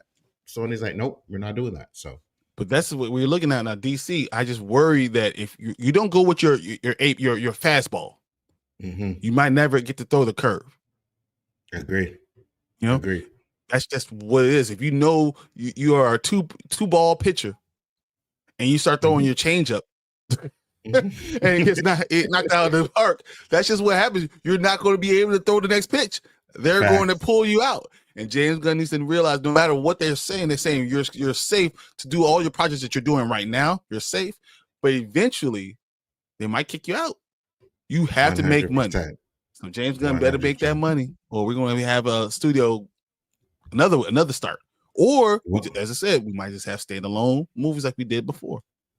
And I think that's where they're going to end up going because people don't understand how hard it is to do a cinematic universe. It's not easy. They've tried, right? They tried the Monsterverse, didn't work. We tried the DCU, first one, didn't work. Now you're going to try it again and it doesn't work. It's going to get to the point where, like, why are we even trying to do this? Let's just do standalone movies because they still make money. You know what I mean? You do a Superman trilogy, not connected to anything. You do a Batman trilogy, not connected to anything. You do a Wonder Woman trilogy, not connected to anything. You know what I mean? So exactly. I'm with you. They might do that. I'm right there with you. Yep. So when you're looking at this, I mean, James Gunn's position is safe if Paramount buys, but we also know if Netflix comes in, he's probably not safe. If Comcast comes in, he probably is in the best position. They probably also need to get Prime in there and Apple, who have a lot of money, into this bidding war. So that's all they're trying to do right now is create a bidding war, get everyone involved, and if they do, the shareholders would be great. So guys, go out and buy a stock of Warner Brothers. Promise you, it's cool. You buy it now, you'll thank me in about 8 months. Facts. 100%. Because I know there was a stock I looked at. It was Nvidia for the graphic card and shit. And Nerdman was like, "You should buy some stocks." And I was like, "Yeah, I'll do it." And then I looked at it today and how it went up. I was like, "Damn, I could be standing there swimming. I could be Scrooge McDuck in it right now." Yeah, I should buy some stocks. I should listen. Yeah. So. All right, but this is what we think we're seeing from James Gunn. We're gonna run and see your comments real quick, but after that, we're gonna go to the next topic because we gotta keep it moving, guys. So let's see what everyone said about this. So I'm assuming at least 3 kills from the main cast. Stranger Things Will Die. Yep. I think season 1 was okay. Yeah, we just said that one. Yeah, here we go. Yeah, word. I hope I get that ticket for the ticket we're talking about that. IMAX is 3 blocks from my house. We're gonna this gonna be fun. We're gonna give all the stuff. Tony says, I think Joyce will die because I could see her not being able to live without losing Will again. That makes sense too. Her sacrificing herself for Harper. Maybe she does that. Yeah. So if I win the Fandango gift card, I'm using it towards a different thing. Not Stranger Things, a different thing. Like, you're funny. Are y'all seeing Predator Badlands next week? I am checking out Predator Badlands. My tickets are already set for November, already done. I didn't buy my ticket yet, but yeah, I'm going. So I don't have to buy tickets. I paid a $26.99, and I get to watch all the movies I want. That is so nice. I know how much the tickets are. Yeah, it's gonna be good for us to do this. I mean, we thank you guys for coming in and being all these comments. You guys are so great. Being part of the show like this. Agreed. If the sale is finalized, Batman Elseworld will be the new studio moneymaker. Like Marvel focused on their Avengers. Batman Elseworlds if it makes more money than what James Gunn does, if the Batman Part 2 makes more money than what James Gunn is doing right now for these movies, he's gonna be in trouble. And Agreed. Pattinson might be your Batman going forward. Agreed. No one wants that. Agreed. Agreed. So all I know is Netflix will get Warner Brothers DC. Finn will die. Yeah. I want Apple or Comcast to buy it because it will keep the studio together as is. Yeah. Netflix is, I think, is the one we're all worried about buying it. Yeah, because you might lose a movie theater. You Yeah, good collector. yeah. We got you, man. Yeah, absolutely. So Henry Cavill was told his job was safe, got fired. Hope Gunn stays. Yeah, good point. They did tell her that it was good. Like, he's good. I know a lot of people will get laid off whenever they sell goes through 100%. Yeah, 100%. Yeah. Restructuring and all kinds of stuff like that. You know what I mean? They're gonna want to put their own people in there. So yeah, you were right. Script outline for Wonder Woman is done. He has to finalize script. But you haven't started pre-production then. So I don't know. I feel Marvel would have started with Spider-Man then X-Men. 100%. I could even see Marvel going Spider-Man, X-Men, and then and Blade, and then Incredible Hulk. Yeah. And then Iron Man and Thor. Thor probably would have been there too. Because now you don't have to worry about starting off the universe. Thor is a really good character, guys. So next week I'm going to see Nuremberg. I think I want to see it too. I think I already have my tickets for it too. I got my 2 tickets in November. Any movies you guys want to see this year before the year ends? I mean, we're going to see Avatar, right? Yeah, for sure. For sure. Wait, Avatar's this year? Yeah. December, eh? Ooh, yeah, Avatars. Yeah, and we all know why most of us are going to see Avatar anyways, because we getting that Doomsday trailer in front of it. Oh, hell yeah. 100%. Dr. Dan said Netflix did make a deal with AMC though, right? I believe so. I think Netflix is buying AMC. Really? Maybe Netflix should go back to mailing DVDs to offset the negative streaming shows. Besides Avatar. I have an entire list of things. I'm going to the movie theater 15, 20 times this year. Let me see if I could pull up some of these. It's funny because I think this year for me was one of the least going to the movies year in a long time. You know what I mean? Yep. Like there was just really nothing I really felt like I really needed to go see in theaters. You know, Tron Legacy was one of those ones that I was gonna go see in theaters, and then I ended up, watching it on Onzo Vision. Yeah, it was trash. It was trash. And I'm glad I didn't go pay to see it, to be honest with you. I got for Predator Badlands, The Running Man, Now You See Me, Now You Don't. Let's see. Sisu. I'm going to go see Sisu because Sisu was fired. The second one. I think that's all I have for November because I don't have December up yet. Wicked. I'm definitely going to see Wicked November. That's 19th. I think it is. The Wicked for Good. Yeah. So those are my November ones. I don't know about December yet because I haven't really looked at all of it yet. But November, I already have all my tickets already set. That's gonna be fun. Man, I tried to watch that first Wicked movie, and I know it's good, but it was just like talking, singing. I'm like, okay, I know it's a musical, but guys, not like 5 songs in the first 10 minutes. Oh, 100%. But so I went and saw I saw the musical. I got you. Yes, I could compare it to that. Tron sucked. Absolutely. When the Doomsday trailer drops, YouTube may crash. People rushing to their reactions out. Right, you're 100% right. It might crash. People trying to see it. You know what's probably going to be the worst part about it? That trailer is probably going to drop when I'm at work, and I can't do a real reaction right there. You know what I mean? Because usually some of these trailers drop, and I'm sitting at work, and I'm like, man, I want to talk about this, and I can't do it right away because I'm at work. So yeah, drop it on a Saturday, please. I'm just going to leave. I won't be at work. I'm going to leave. Like, man, did you wait for Tank? No, I didn't even wait for Tank, man. He's at work. I'm like, get on your phone, Tank. It's all right. Facts. So I don't like musicals. I like Wicked or Cats is trash. Cats, I didn't like Cats. Yeah, I think didn't even Netflix and bother. AMC sees the value in K-pop Demon Hunters now. Yes, they should. K-pop Demon Hunters is making a killing at the box office.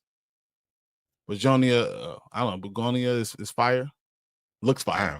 I don't even know what the hell that is, Eli. Eli, I'm sorry. You got some taste now. I don't know, man. It's 100%, Tony. Shit. Oh, I didn't even know that. All right, guys, we're gonna move on to the next topic. Brian, take us home. All right, guys. Once again, thank you for for talking about this James Gunn stuff. I think it's gonna be a lot of fun. We still don't know what's gonna happen with Netflix, AMC. We don't know. We don't know what Comcast is gonna do, but we'll find out. I think James Gunn will stay. Can he keep his job? We'll have to see. Henry Cavill thought he was gonna keep his job.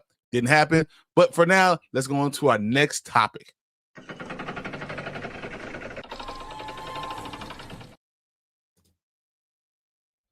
All right, guys, next topic here, and I'm gonna let Brian really control this one. I'm of course read the article because I don't really know much about The Witcher. I haven't watched any seasons of it. I think I tried to watch something in the first season, it just didn't catch me. You know what I mean? But this article basically says The Witcher season 4 Rotten Tomato score revealed. First reviews don't take it easy on Liam Hemsworth, which is Thor's brother. Yep. Let's see. The Witcher season 4 arrived on Netflix earlier today, and the first wave of reviews have followed. And they're decidedly mixed, with critics divided on Liam Hemsworth's take on Geralt of Rivera, the actor who replaced Henry Cavill in the role. Now, first off, what happened to Henry Cavill was kind of messed up, right? Because, he got rid of the role because he thought he was going to be doing Superman, and then Superman didn't go out, and then he didn't get the role back again. So that was kind of here's the thing. See, what's going on is Henry Cavill was arguing with all the writers.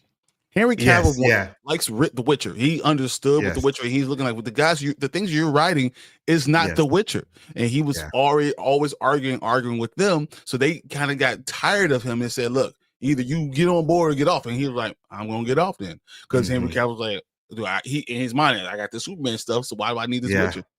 The problem is Henry Cavill is intimidating. You look at him, and even if he's not fighting, you think at any point in time he could snap and kill you. That's how you look. You look at Liam right now; he's just too much of a baby face. He doesn't have the same feel. So now this season has the feeling of it feels like remember the Bourne Supremacy, and then they had the Bourne, when they changed the other Bourne, Jason Bourne, they changed Bournes and how it didn't feel like a Bourne movie.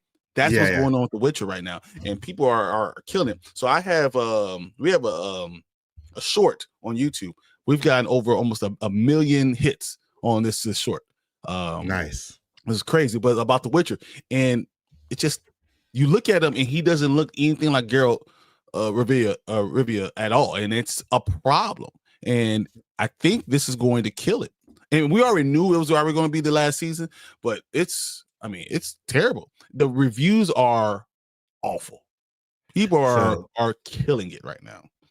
Let's go with the reviews. Despite a positively reviewed second season, the series has been in a critical darling, like Game of Thrones, for example. However, things are looking dire for The Witcher's return. As it's currently, its Rotten Tomato score is a rotten 56% based on 18 reviews, and a fan-generated popcorn meter has it at 18%. It is at 8. It's at 19% now. Yeah. That means no one likes what's going on. People are saying, I'm watching the first 3 minutes, seeing what's going on, and just bouncing. As a reminder, previous seasons have been scored 68% season 1, 95% season 2, and 79% season 3. A Yep. drop to 40% is steep and suggests critics are ready to see the series end. Will fans agree? The Witcher has officially been criticized by them, so whether this latest batch of episodes, Hemsworth casting marks a fresh start of sort for this pre ultimate season, can win them over is to be determined. Still, with so much pre existing skepticism surrounding the recasting, the odds are stacked against it succeeding. Brian, have you watched the episodes yet? No, I'm gonna see. I've been so against watching. I'm gonna watch it tonight anyway. Before I watch The Expanse, I'm gonna watch the first couple of episodes tonight. I mean, it came out Wednesday, and I just been so against because I hate. It looks like he's cosplaying Henry. That's what it looks like. Not even like because Geralt in the games looks different, and Henry took a different way, but it just looks like he's cosplaying. It looks Really? terrible to me, and it's like he has a mop on his. Literally looks like he has a mop on his head. So it's hard for me to even get to that point. But I'm going to go ahead and watch it for everybody, and I'll tell you how bad it is. But it's ridiculous what they've done, and it's bad because Liam is getting all this negative stuff, and it has nothing. Liam's just an actor taking a job. Yeah, It's not his fault, you know. Yeah. But it's the studio. It's the writers not doing. Henry is a super nerd. That's just Henry Cavill is a super nerd. And he wants you to stay close to the source material and understand who he is, who Geralt is. Don't go off and doing your own stuff. Understand who this character is. He's big on that, right? So that's why writers don't like him. This is why Warhammer is going to be great, and this is why the Witcher is going to die this season. This is it. But I think we've said it all the time. Like, if you stay true to the adaptation that you're trying to make, then you probably make a good show, right? Not all the time, but majority of the time. X-Men 97 is a perfect example of that. You know what I mean? First couple of seasons of The Witchers are an example of that because it was close to what people knew. But then, like you said, once he starts complaining about this not being Witcher, and then they put someone else in there and it doesn't look like the guy and the stories don't make sense, yeah, you're killing the franchise. And I think you're right. I think it's about time that it's gonna die. It's gonna die. I mean, it's not even much more to even talk about because it's when you're at 18-19%, you're some of the worst things ever created. Agreed 100%. So we're going to get into the comments and let us know what you guys think.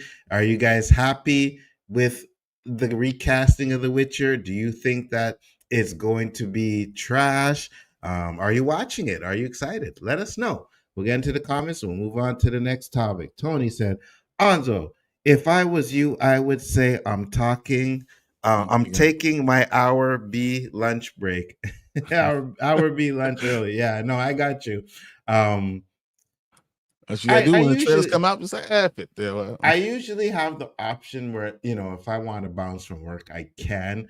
But they drop the trailer drops at like 10 o'clock. I just got to work. I'm not bouncing at 10 o'clock. You know what I mean? So yeah, I got it. What movies coming out besides Doomsday that y'all want to see? Top 3 besides Doomsday. Oh, next year? Number 1.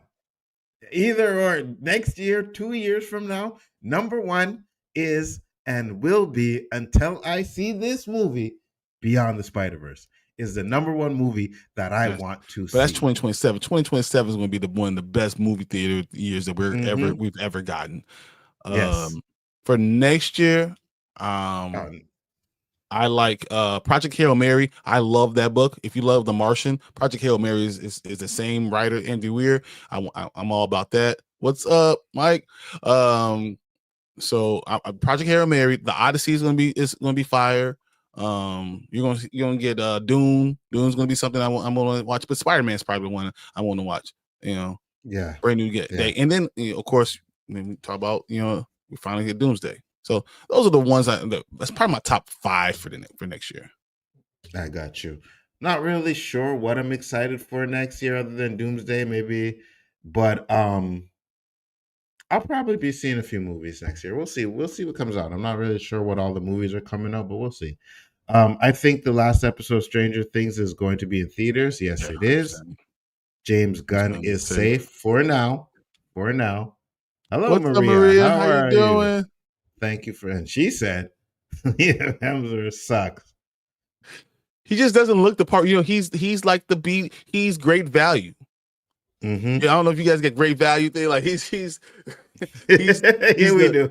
he's the dollar store guy. That's what he is. Chris Like, Hemsworth, oh, yeah. He's a dollar store Chris Hemsworth, 100%. exactly.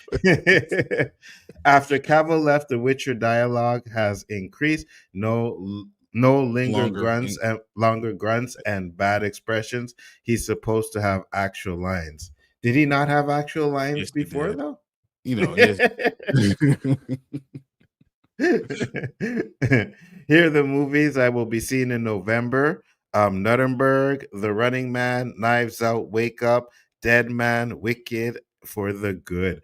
You know what?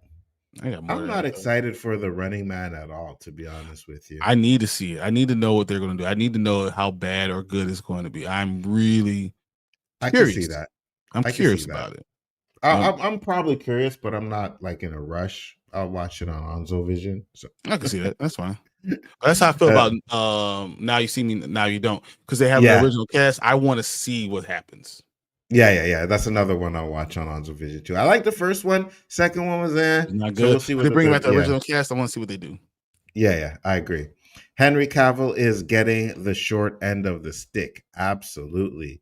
Cavill is a gamer. He knows the story. Yes, he does. He sucks compared to Henry Cavill. Dude looked like books, games, and the showrunner fell off the lore big time. Mm-hmm. I loved the audiobooks. Yeah. Me too. I love which audiobooks. I love those audiobooks are one of my favorite things in the world. Like before we're doing the show, I'm listening to an audiobook. I'm listening to was it Mark of the Fool? Yeah, like I watch Hugh Fights with Monsters. Like I listen to The Witcher. I love these type of things. These are really good stories and good ways to get that content in. Absolutely. I can see Henry raising his voice because he comes across as a soft-spoken, chill guy. Yeah.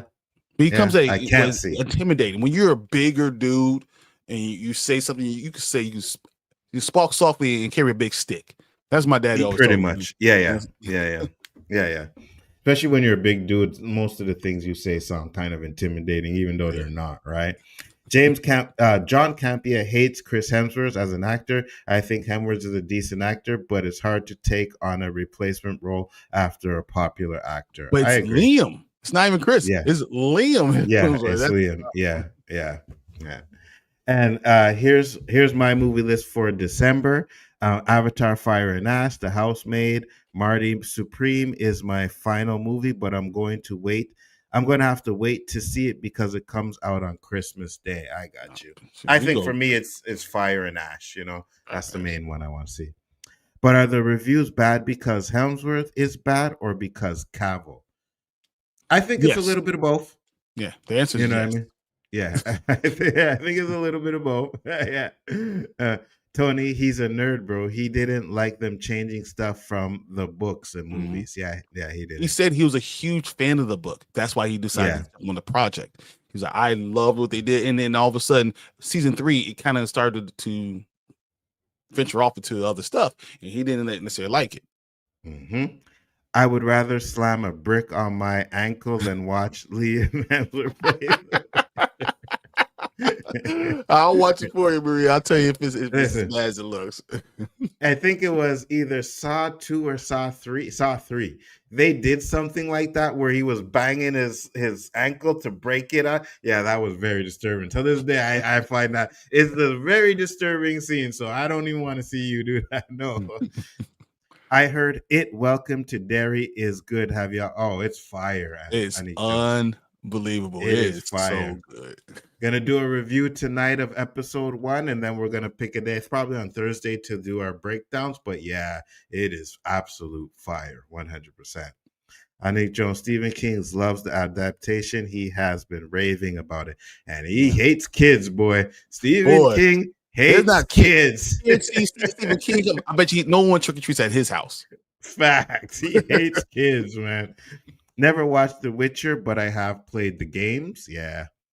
I don't think Jennifer or Jennifer. It's Cree- Jennifer. It's Jennifer. Jennifer? Yeah. Oh, it is Yeah. Jennifer? Yeah. Or Chris show up until book 2 or 3. Jennifer was mentioned, but the showrunners made them way more involved on Netflix early on. That's because she's I super gotcha. fine. And so seeing her, she becomes super fine. Yeah, those sex scenes are something else. I was like, man, I don't feel comfortable watching this.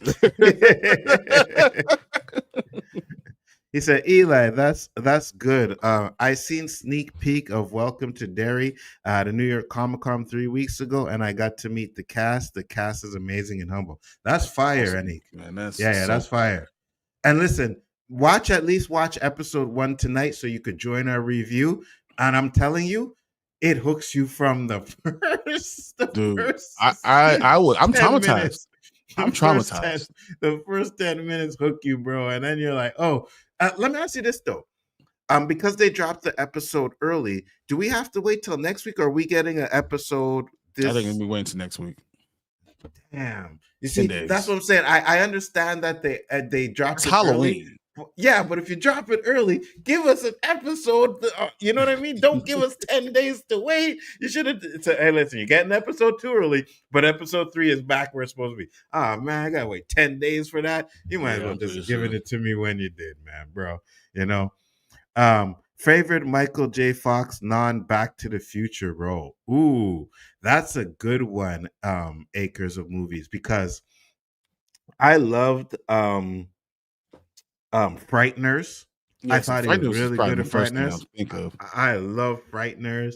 The one where he's the mailroom guy and he's trying to get into the company. Can't remember the name of it right now, but that was a good one too.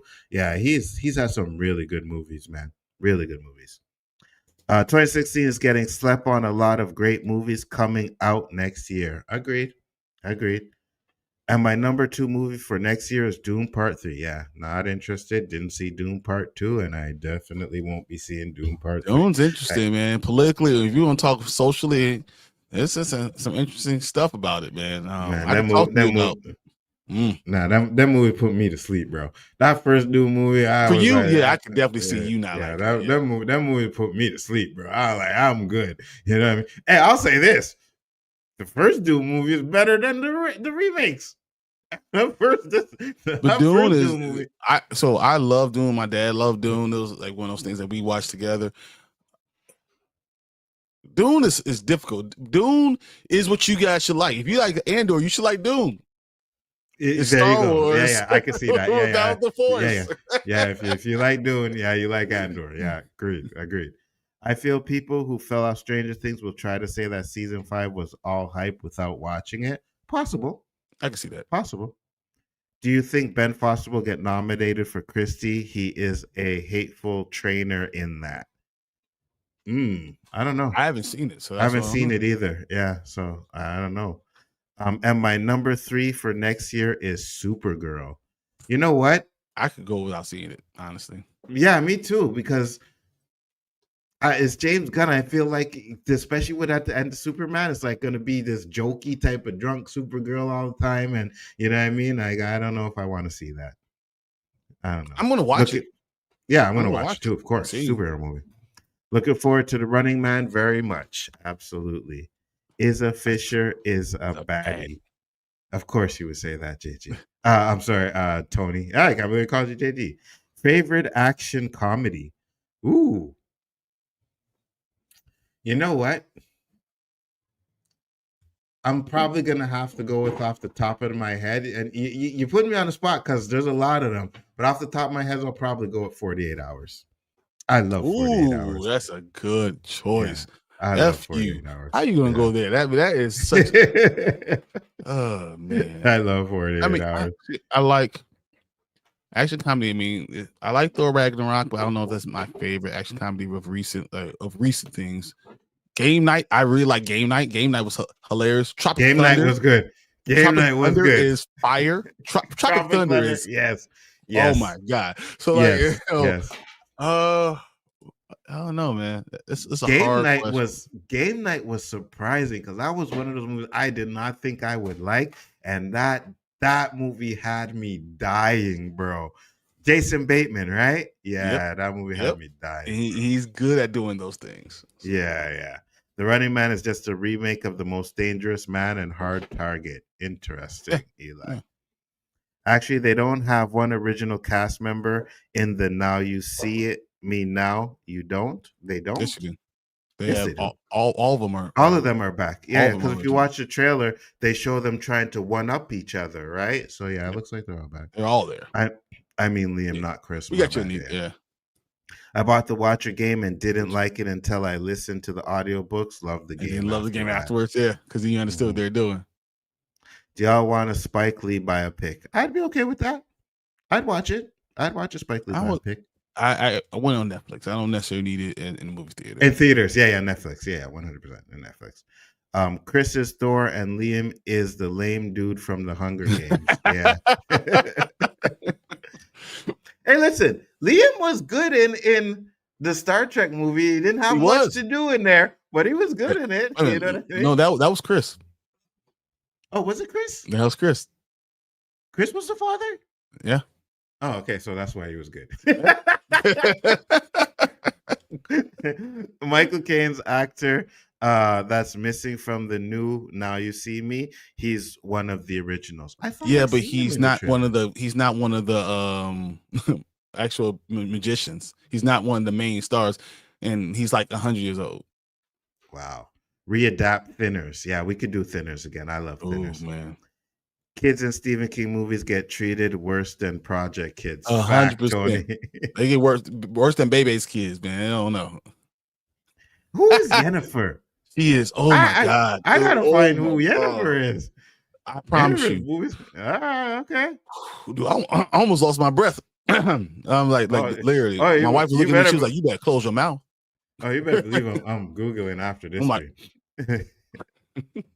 the first 5 minutes gave us the most disturbing birth I've ever seen. They almost showed. Yeah, bro. Trust me. My god. I think about it. The next one comes out November 9th. Thank you, Eli. The secret to my success. Yeah, I love that movie. Sorry, I'm watching, but paying my bills. Oh Hey, no, get do them what you bills need to paid. do. Yeah, 100%. Collector and Chaps, do you want to see Send Help Sam Raimi movie? The same Raimi movie. Send Help. It looks good. It looks really, Oh, really really? good. I didn't see it. Teen Wolf is a very underrated. Facts. Teen Wolf is so good. That's a good call, Fernando. My Jetson cast: Jane Jetson, Sandra Bullock, Judy's daughter, Sophie Thatcher, Elroy, Jacob Tremblay from The Room, etc. Dana DeVito as Spacely, and Danny DeVito as Spacely is 100%.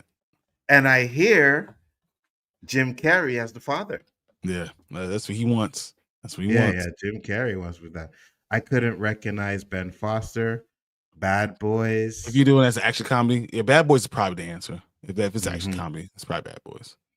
Actually, Bad Boys, the first one is great. You know what I mean? Bad Boys 2 is better. Bad Boys 2 is better. You like Bad Boys 2 better? Yeah. I think Bad Boys 2 is the worst one. Really? Yeah, I do. Yeah, I do. Over or under Running Man 300 million worldwide. Ooh. I'll probably say under. I'm probably going under too, because this year is not a big year. Yeah. I'm gonna say under.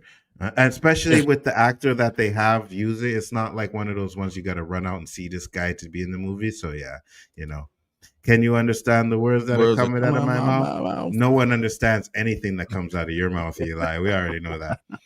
What's up with all the Supergirl slander? I think it's going to be better than Superman. Ooh, interesting. I think Maria is.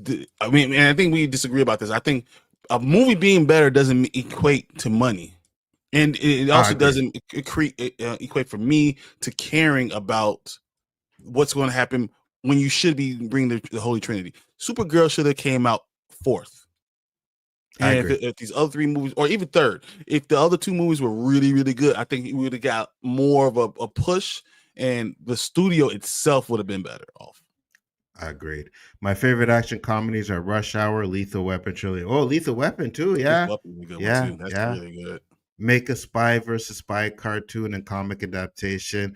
We need a spy Spy versus versus spy. spy. I Yeah. agree. I agree. They tried to do Beverly, that. What was that movie with Angelina George Jolie, Clooney? and No, George it was Clooney. George Clooney and who's Angelina Jolie's ex-husband? What's his name again? Brad Pitt. Brad Brad Pitt. Pitt. Yeah, Yeah, I yeah, think they yeah, did. yeah, They did that. It was a movie. It yeah. was just didn't promote it really well. Yeah, no, I agree with you. I agree with you. Beverly Hills Cop, my favorite action comedy. Yeah, it's a That's good the most one. 80s movie ever. Chris was the father. Yeah, it was Chris. What's your favorite planet in Star Wars movies or any sci-fi? Ooh, you know what? I gotta give it to Pitch Black. I love that movie. And the way that they did stuff in that planet where things come out at nighttime, yeah, I gotta give it to that movie. That's a But really good answer. if you're gonna say Star Wars, I think I like Coruscant because of just the way the planet like is looks and stuff like that.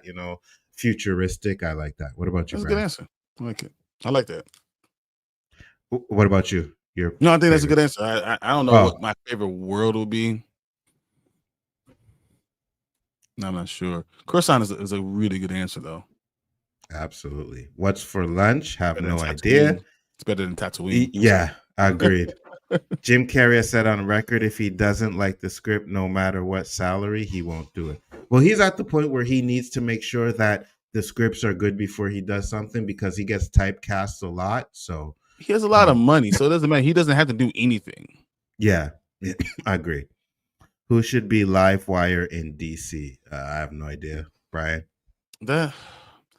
Once again, I want you to do certain things first with DC. And if I'm gonna start casting things, I'm gonna cast Static Shock first. I'm gonna cast Black Lightning's gonna be more difficult. I know what they're gonna do with the Green Lanterns is gonna be so that's going to be interesting. The Lanterns TV show is going to mean a lot to DC because the Lanterns TV show really keeps really does a really good job.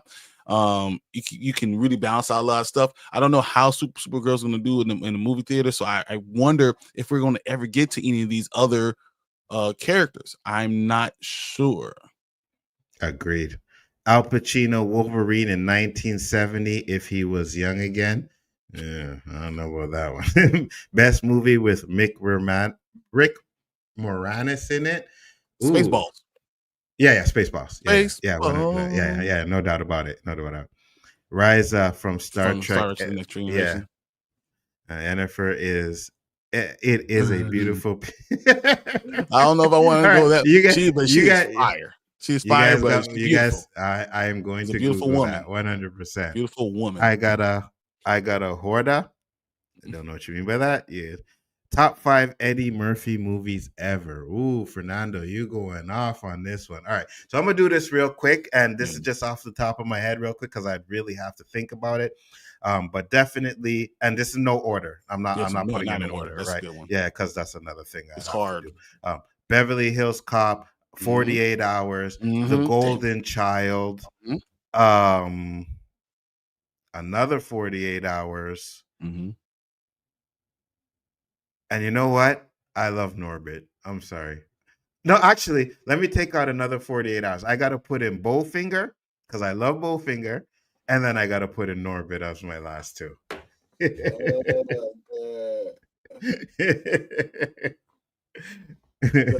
Coming to America didn't come out your mouth. Oh shit! Coming to America. Shit, my bad. Yeah, Coming to America. No, my bad. Coming to America. Yeah, Coming to America. So Coming to America. Yeah. Nutty Professor. Ooh, okay. 48 Hours.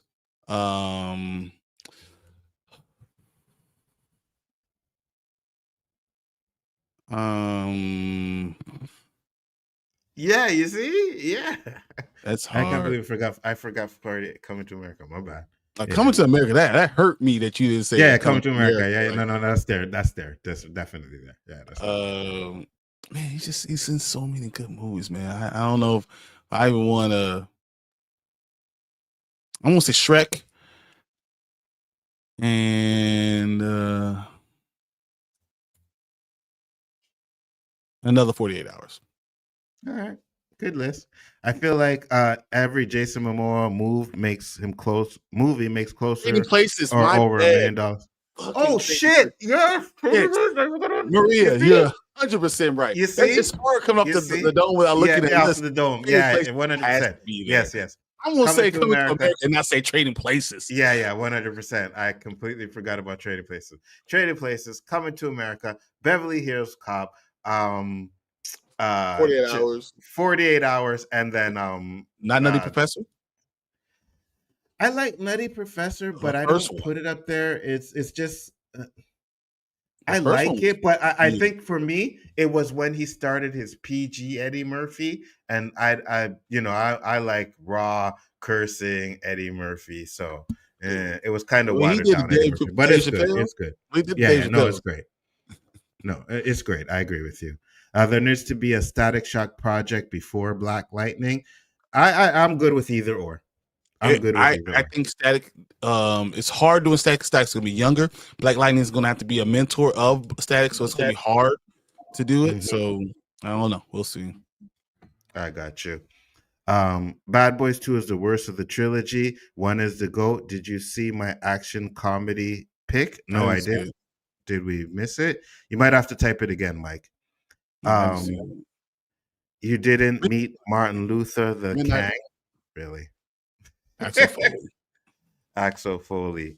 And what about Trading Places? Yeah, yeah, you were The Trade 100. Places. All 100. right, That's the one. count. That's I can't that's. even believe. I'm embarrassed a little bit. Yeah, yeah, me too, me too.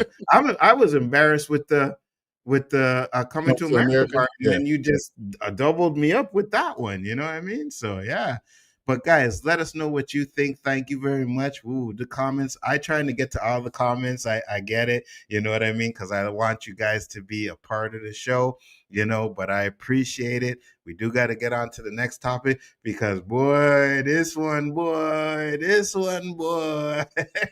I'm just gonna let Bryan do his thing on this one. Because it's funny? I didn't really watch the show the other day, but I happened to pop in, and I popped in where they kind of mentioned something, and I was just like, oh my God. So I already know. So let's do this one.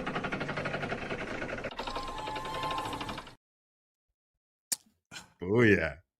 Make sure you get the article up there, because here we go. All right. F1 star Damson Idris shares a very interesting response to those Black Panther casting rumors. With rumors swirling about Snowfall star Damson Idris will play the MCU's next T'Challa. It better be T'Challa, not Toussaint. T'Challa Jr. doesn't fucking exist. Doesn't. Let me read the article first before I go off. Okay. The actor has shared very interesting response when he was asked about suiting up as Black Panther. Check it out. Work is underway on Black Panther 3. Has been widely reported the movie will kick off the post-Avengers Secret Wars MCU in February 2028. A mixture of rumors and even some leaked concept art from the next Avengers movie. We still don't know whether it's Doomsday or it's Doomsday, or which the art's from Doomsday or Secret Wars. It's probably from Secret Wars. Has led us to believe that the plans to reintroduce T'Challa after Shuri took his place in 2021's Black Panther Wakanda Forever. So terrible that they did that to her. Whether an adult version of Toussaint. Whether it's an adult version of Toussaint. I'm not going to say this Prince T'Challa bullshit, or simply a new version of T'Challa who returns to different face in the post-Secret Wars timeline remains to be seen. However, based on Black Panther Wakanda Forever, touching ending, Toussaint will arguably be the one that they're going to use. Okay. F1 star Damson Idris remains as a apparent frontrunner to play the next Black Panther, and recently ignited speculation by appearing alongside Angela Bassett, Queen Ramonda, and Danny Guerrero, Okoye, when they suited up in the catwalk appearance of the Vogue World Hollywood. For no reason. He was just there walking down with her for no reason. Asked about the persistent Black Panther rumors at the Time 100 Next Gala, Idris grinned and replied, no, I don't know anything about it, and laughed. Okay. Are we buying it? The actor may have to having fun with the speculation. It's a good way to keep his name in the headlines after all. However, he will be a great fit for the role, and his casting may end up being Avengers Doomsday's biggest surprise. One actor we know that will appear in Black Panther 3 is the Oscar-winning Denzel Washington. While nothing has been confirmed, Chibi, Magneto are some of the names that we've heard from scoopers and claiming that he his screen icon will play in the MCU threequel. I'm not going to read anything else. All right, because the anger's kind of just taking over. Yeah, go ahead. I'm gonna do this so you can cook. Oh, my bad. Hold on. There. Wait, why is it not? Okay. There. The MCU did a disservice to all of you guys. You guys have no idea how important T'Challa is. And the idea that they're still trying to run with this Toussaint storyline is so problematic as far for the community that it continues to cut into me. Now, you guys have all heard what I have to say about the whole, not having his father in his life, not being from the place, not having an entire family, destroying the entire family of the highest the knowledge base of anything in the entire world. The smartest country in the world with all the technology got destroyed. And they did that within one movie. They killed the Panther. They killed the father before. They killed Queen Ramonda. No reason to do this. Like, it's unbelievable what they did. And now you're going to make her be raised by a single mother in a different place that's not Wakanda and try to. I don't want that going forward. If it does, they will lose me. And you see how much Black Panther stuff I got. I love Black Panther. He is my first superhero that I loved. If they do that, it doesn't matter if it's Damson Idris. It doesn't matter who it is. I don't care who it is. You can't continue to do that storyline. You can't continue to hurt us with these storylines. Agreed. I'm so furious with it. I'm so frustrated that they're still saying it makes more sense to do Toussaint. Fuck that. There's no reason to do this at all. I know it's Saturday morning. I'm sorry. It doesn't. It really hurts me to my core. That we continue to do this stuff and we continue to say these things. It doesn't make any sense to me. And you really should need to look into Ryan Coogler, why he's doing it. I don't know why they're pushing this. Damson Idris is fine. He should be from a different part of the multiverse. We're having Secret Wars. It makes sense doing it for this Battle World. You could do that. Let him come in. Let the story continue with him. Let them undo killing off all the great people from Wakanda. Let's make Wakanda great. Let it remain being great instead of killing everyone off and having black versus brown and killing off all the people. I don't need that anymore. Let's get rid of that storyline. Let's do Bob Iger's doing the same thing with Star Wars, pretending that the sequel trilogy just didn't happen. Do the same thing with Wakanda Forever. Let's pretend like it never happened. Let's just go to a different world, different part of the multiverse, and let's pretend all of them are there. Let's have T'Chaka still there. Let's have T'Challa be the Black Panther. Let's have Queen Ramonda be this great general that his father brought back. Let's start having these storylines. Let's do that. Let's get away from this Toussaint thing. It was such a bad thing to do. It's so disrespectful to the character. I'm just tired of it, and I'm done. So I don't care who does it. I don't care. And you know what? I'm going to say a little bit of something too, because I have always, and I'll say this, I probably flip-flopped on it because when it first happened, I said recast. I was down with the recast. Then I watched Wakanda Forever, and I was like, you know what? Okay, I kind of understand why they did it, and I kind of did it. I'm at the point now where it's about time we recast T'Challa. Like, what are we doing here? I get it. And I said this too. If you didn't want to you could have waited before you did Black Panther 2 till where it was everybody's emotional status was okay with it. Now we recast T'Challa. You could have did that, right? You could have said T'Challa was off world somewhere else or something like that. You didn't have to kill him. And I know they tried to do it as an honor and respect to Chadwick Boseman, but chill, you can clip this. But at this point, you're not honoring him anymore. By doing what you're doing to the character, you are not honoring Chadwick Boseman anymore. You are not. You're pretty much killing the character. And I also think it's because it was one of those movies, one that they did not want to do, and I was just about to curse, right? Because we all know that fucking Kevin Feige said he was going to leave if they didn't do Black Panther and Captain Marvel. They did the Black Panther, and they probably thought Black Panther was going to be just maybe a $500 million movie. That movie made almost $2 billion. Yep. And when you have a movie that is that popular, makes that much money, you don't go and ruin it by doing what you did in Wakanda Forever.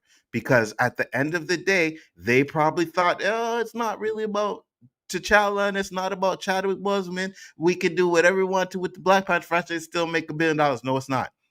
No, it's not. You take out the lead character that everybody wants to see, and you get a movie that doesn't even get $1 billion. So at the end of the day, it's about time that you do. Now, I get people don't like the Tucson stuff, and I'm at one because I remember Danny was like the first one to say that that's what they were going to do, and they ended up doing it. So I give him his props for that. But you went the wrong route. It's just 100% fact you went the wrong way.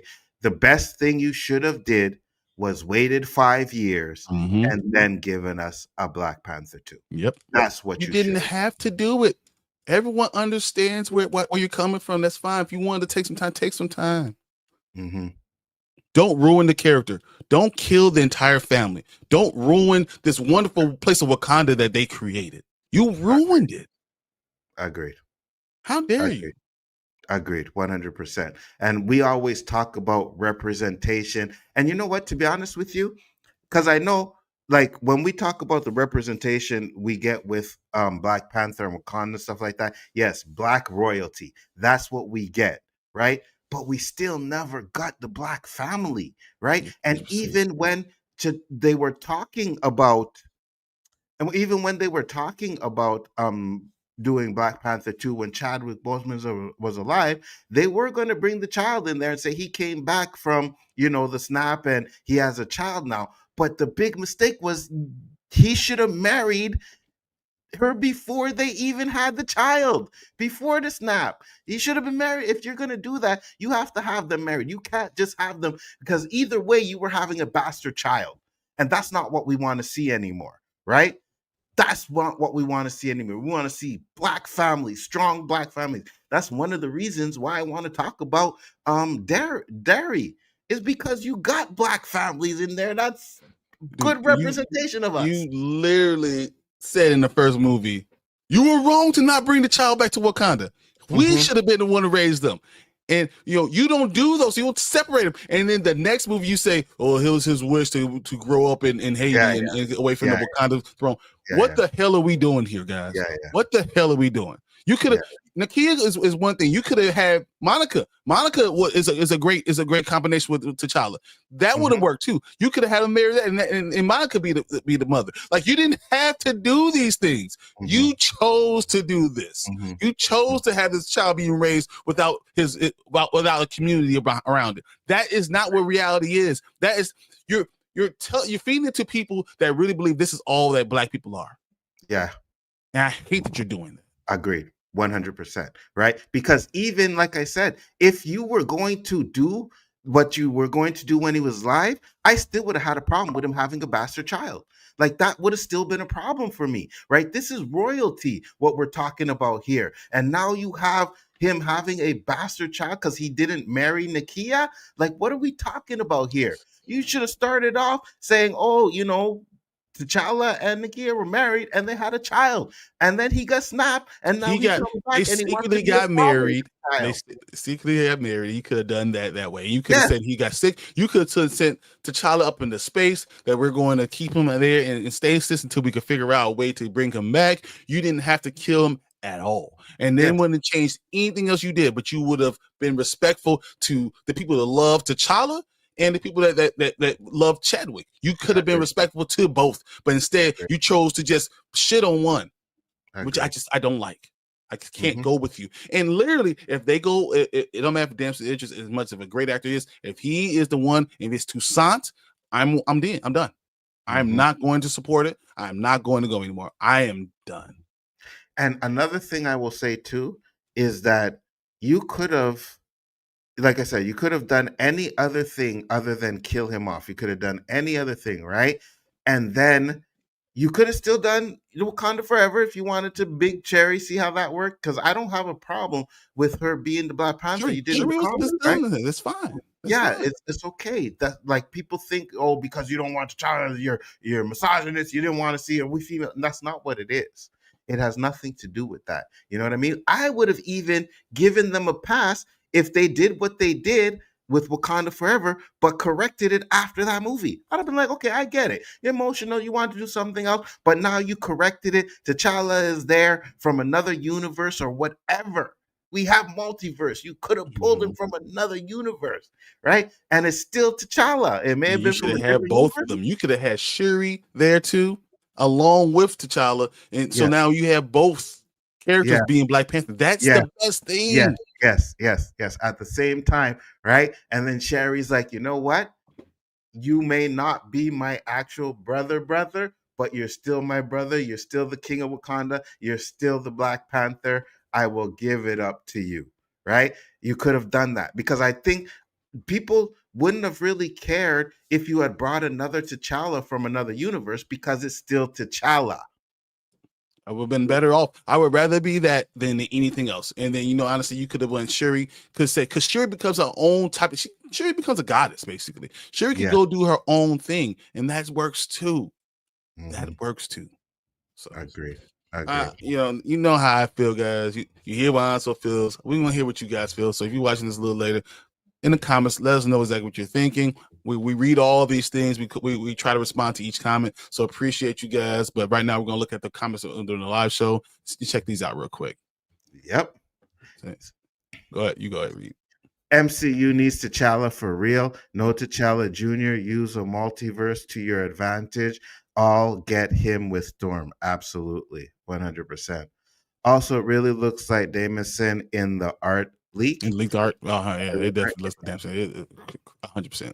Said, talk about it. Yes, 100%. She said, facts. What's up, Tamika? Thank you for popping in. It's funny because T'Challa has 3 love interests. You have, so we got Nakia from the movies. We have Monica.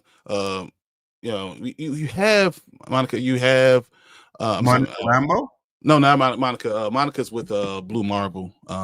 Maria. Maria. You could do different things. You can bring him with Storm. You can have that not work out. You can have them be younger. You can have I said Monica Lynn, and she was a singer. I think she's an American singer. You can have her with that. You can do multiple things, but there's only a few things that should be. I don't necessarily need all these other things going on. But it needs to be T'Challa before we do it. Yeah, agreed. 100%. Said Disney, you're slowly killing Bryan. Stop it. Literally. I feel like I'm going to sue them for emotional damage. Facts. T'Challa was dope AF in Civil War. Absolutely. That appearance. Do you remember when Captain America's running and T'Challa outruns him? He just zooms right past him. It shows him what he is. Yeah, fire. I don't understand why Cougar thought recasting Black Panther was disrespectful to Chad. It's just, he was hurt by his friend being gone. And I can respect that. Just wait. Yeah. Just wait. Or do something else. Don't kill the character. Don't kill the character. Am I the only person who thinks Nikita? No, you are not. No. No, you are not. Definitely not. The sickness T'Challa got could have just put him in a coma instead of killing him. Yeah, 100%. Yeah. And you explain why he's not there. You know what I mean? You don't have to kill him, right? So it makes no sense. And I don't know this for sure, but maybe it came from the higher ups, right? Maybe it came from the higher ups. Kevin Feige could have been the one, because Kevin Feige could have been like, "You're doing what? You're killing T'Challa? No, this guy paid us up $2 billion. We're not killing T'Challa." You know what I mean? And again, that's where it comes back to where we talk about, sometimes the higher ups gotta take the blunt of that. Kevin Feige gotta take the blunt of that, because you could have said no. You could have said no. You could have said, you know what, guys, I get it. Let's not kill him. Let's put him in space or something else. You could do that. We're not gonna kill him, but we could do that. But no, he went along with it. So Maria, I don't know I if was it still was. hoping that it was a scroll. I was like, oh, the one who died was a scroll. Mhm. Yeah, could have did that too. Yeah, I don't know if it was his call, but Chadwick literally said that he wouldn't. He He would would. want them to cast. Yeah, Yep, 100%. he would. Y'all determined to summon chill with this T'Challa. I've never seen Black Panther. Oh no, Ooh. no, you need to spend the time. You know, honestly, I think I have like a 4 or 5 copies of the movie. I might send it to you. Yeah, it's Send you a listen, copy. it's not the best MCU movie, but it's good. It's very It's good. really good. You know It's what I mean? probably one of my best standalone movies. Yeah, it's definitely up there. If you don't want to say top 5, it's definitely top 10. Like there's no way you don't put Black Panther in the top 10. I have it maybe just a little bit of outside, like at 6. That's only because Are you including all the Avengers movies? Because if I'm not including Avengers movies, I'm doing standalone movies. Black Panther's a top 3 movie for me. No, I'm including all the movies, right? When I say out of the tops, I include all of them. Yeah, if you're talking standalone movie, yeah, 100%. 100%. Doctor Strange, first movie is up there. The first Iron Man is great, you know, and then Black Panther. Yep. Because I didn't like the first Captain America. I didn't like the first Thor. You know what I mean? So yeah, I agree with that. Said that would be great. Well, Said I Like Pearl Meter is part of the people who gave tributes to fund the destruction of the White House for Trumpito's ballroom. The call came from inside the house. Got you. If you say black representation 5 times, chill will pop up like a genie. Yeah, but here's the problem with chill's black representation, though. Chill wants black representation as long as it doesn't affect anything with T'Challa. Like he's willing to get rid of all black representation as long as T'Challa's on point. That's not me. I want black representation regardless. You know what I mean? I don't think all jobs are created equally. I think it hurts when you lose powerful. Because I think the thing about that people don't like about T'Challa is, and they don't want to give the whole thing, is that he's a good man, he's a king, he's brilliant, he's one of the most brilliant minds ever created, he's rich, he's all the things, and he doesn't need the Avengers. Multiple times he's left and he's like, I'm not an Avenger. I care about my country, my people. Like he is something that people could strive towards. So you have to break down that character. That's why people want. That's why I feel like the people out here want to break down the character, because he's too good. He's too special. And I'll say this one thing, and so First Scoff Collector Man, movie man said, Bryon, if you have an extra copy of Black Panther on 4K, I will take it off your hands. Listen, I'll tell you this. I got my Blu-ray Black Panther on 4K somewhere around here. I do have it. I don't collect movies, but the ones I have, all right, I have all of the Lord of the Ring trilogies. I have that, but I have Infinity War. I have. It's the best one. Black Panther, and I think I have Batman versus Superman or something like that. But I don't collect movies. But Black Panther I bought. You know what I mean? Infinity War is one of my favorite superhero movies of all time, so I bought that. But Black Panther is sitting on my shelf. I have that too. Yes, 100%. You don't like now what Knight? What's that? You don't like The Dark Knight? You know, those movies, I would take the DVDs out of the package and they would be used as coasters for my fucking drink. Yeah, Bryon made me curse now. Yeah, they would be coasters for my drink. Frisbees to play with my cats, to scratch up those things. Yes, 100%. Those are movies that should never exist in life. Last thing I will say about the Black Panther before we moved on, I think one of my issues, pet peeves with it, I would say, is that they had internal black on black fighting when I think it should have been more about them defending Wakanda from the outside world. That was my problem with the Black Panther movie. You know what I I mean? have no problem because there's a big thing between African and African American thing. There's a chasm between it, and if you could figure out a way to bring them together, I would have loved them to do that the right way. That's the only thing I think they could have done that in that way. I just don't like black on brown and brown destroying the black community in the greatest technological place in the world. There was no need to do that. See, my problem is, and I get you, but it goes on to the ooh, black on black crime, guys, black on black crime. You know what I mean? And I'm more or less because I say the same thing with Empire. Like you have a black family where they're always fighting each other. Someone wants to kill each other. No, what you have is Wakanda, a strong black nation that is fighting against the world. You know what I mean? Like everybody in Wakanda is on the same page, right? You can't have just someone coming there. And even though Killmonger was kind of right, like I'm not going to say he wasn't right about, spreading the wealth to America. But at the same time, Wakanda was that nation where it was like, no, we are Wakanda. So I think Wakanda should have been united. Maybe you have the world or even just Killmonger and his people coming in and that's when it's like, you know what? We realize we are doing it wrong, right? Not Killmonger because Killmonger is still the black on black stuff. But let's say Ross, instead of Ross being that one white savior for Wakanda, Ross may be trying to take over Wakanda, come in there, get the resources, and you have Wakanda fighting each other. And then it gets to a point where it ends where it's like, you know what? Maybe we should spread our resources because, we can help out the world as well. Something like that. But I just think hear you, but black people are not monolithic. And I think that was the key to something. Black people are all shades of everything. And that's fine. But being the strength of Wakanda should have been no doubt. So there's going to be infighting. You're not going to always love your brother. You're going to argue with your brother. That's fine. We can fight between us. But when we go to the world, we together. Yeah, I agree with that too. But I had no problem with M'Baku. I had no problem with any of the stuff, other stuff. I think even having someone from the outside come in and challenge it, that's fine. But at the end of the day, you're together. And they kind of did it because we saw at the end game, the entire country of Wakanda was coming through the portal. They were all ready to go. They were all together. So you didn't have to do all this shit that they did.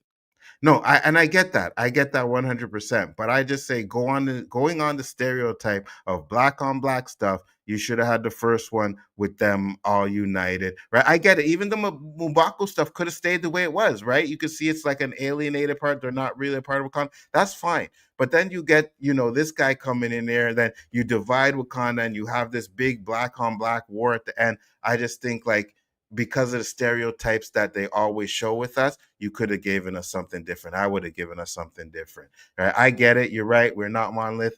Sometimes it does happen. You fight your brother, but at the end of the day, it's still your brother. I just wish they would have done it where they were all united at the beginning and fought everybody else. That's just my thoughts on it.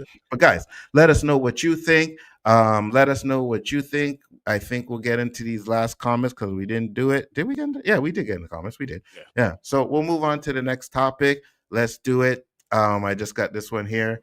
Said Collector Movement said Bigfoot Entertainment. You do not like the Dark Knight trilogy? Oh my God, I think you hit the bottom of my barrel on my favorite YouTuber. I'll still watch you on here. That is okay, my friend. That is fine. You're not the only one. I love him, but that's the best Batman trilogy ever. I can't stand the Snyderverse. We didn't get any Batman movie in the Snyderverse, and that's why I'm standing 10 toes down that none of those are Batman movies. Yeah, I agree. But yeah, so the Batman trilogy is ass because it's put in this real life like I just that's not me. I want fantastical Batman, fantastical superhero movies, and I just didn't. Nah, they weren't for me. Chillmonger's from the town West Side. Absolutely. Now we are going to move on to the final topic, guys. Thank you very much. Much appreciated. Sorry I disappointed you, Collector Movie Man, but I got to be me. You know what I mean? I definitely got to be me. So let's go on to the next topic.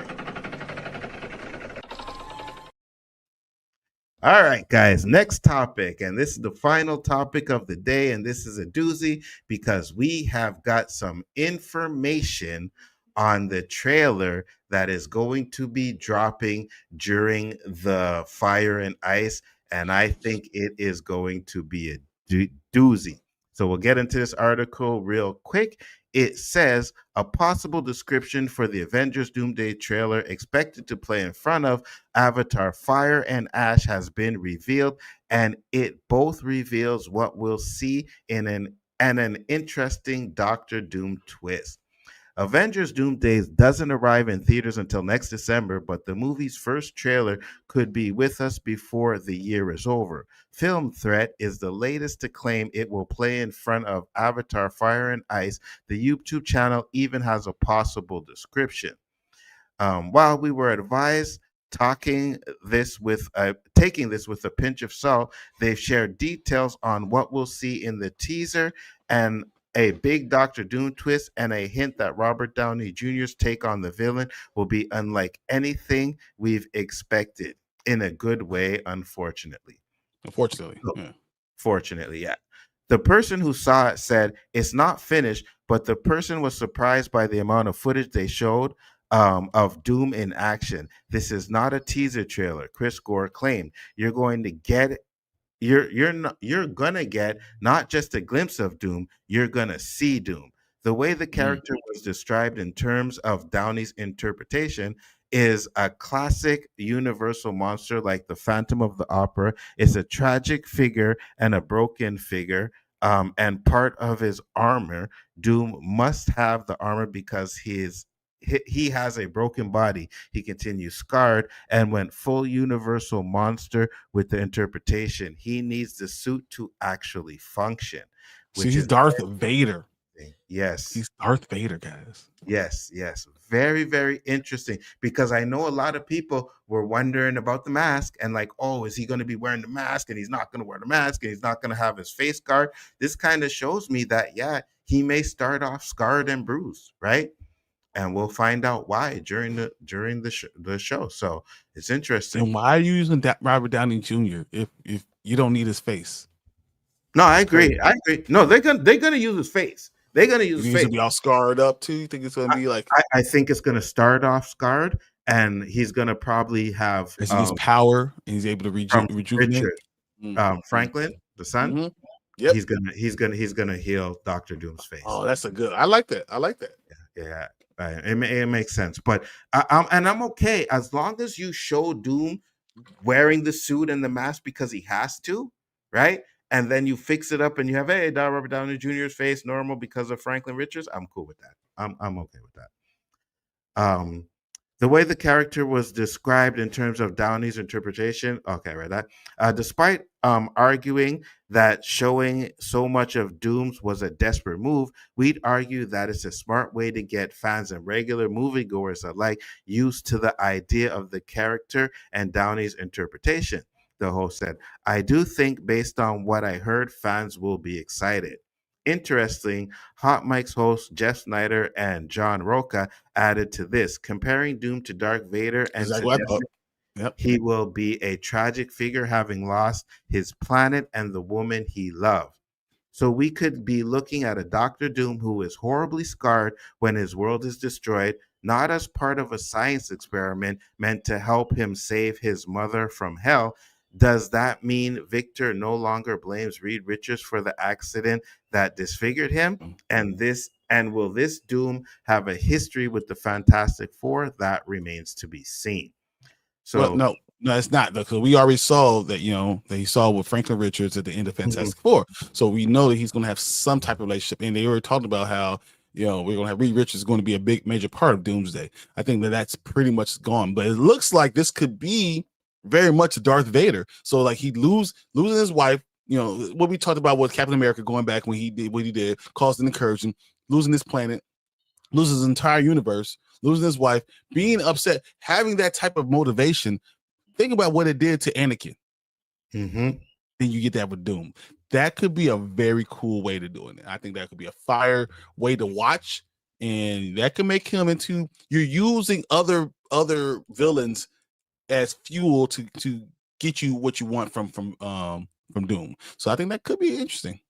And you know what? And it too, because it kind of like if you're gonna do the Captain America going back in time, cause the incursion that ruins Dune, and he got scarred up and bruised, because then it makes sense that he has this issue with Captain America. So if all of these things that we've heard come into play, right? And I think we're getting like if you put a lot of a lot of the theories on there kind of like, oh, that sounds right, that does sound right. But if you kind of put things together, you can kind of piece together the story that they're going with.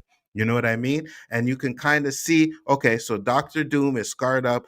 He has an issue with Captain America because Captain America went back in time and caused the incursion, and that incursion had something to do with his wife and child dying. Right? He goes to the planet with the Fantastic Four because they have Franklin, and realize Franklin is the way he can try and get his family back. Then he has to go and get to Loki, right? Because he has to get to the tree over there. He's going to have to kill Loki to take that power and become the Beyonder the Doctor Doom who control. Like all of that is kind of the way, if you watch all the breakdowns, those are like I placed all of it together, and that's what I came up with, kind of how it's going to go once he kills Loki, because I think they're going to have different teams. Loki's going to end up getting a group of heroes to fight. Maybe him and Thor.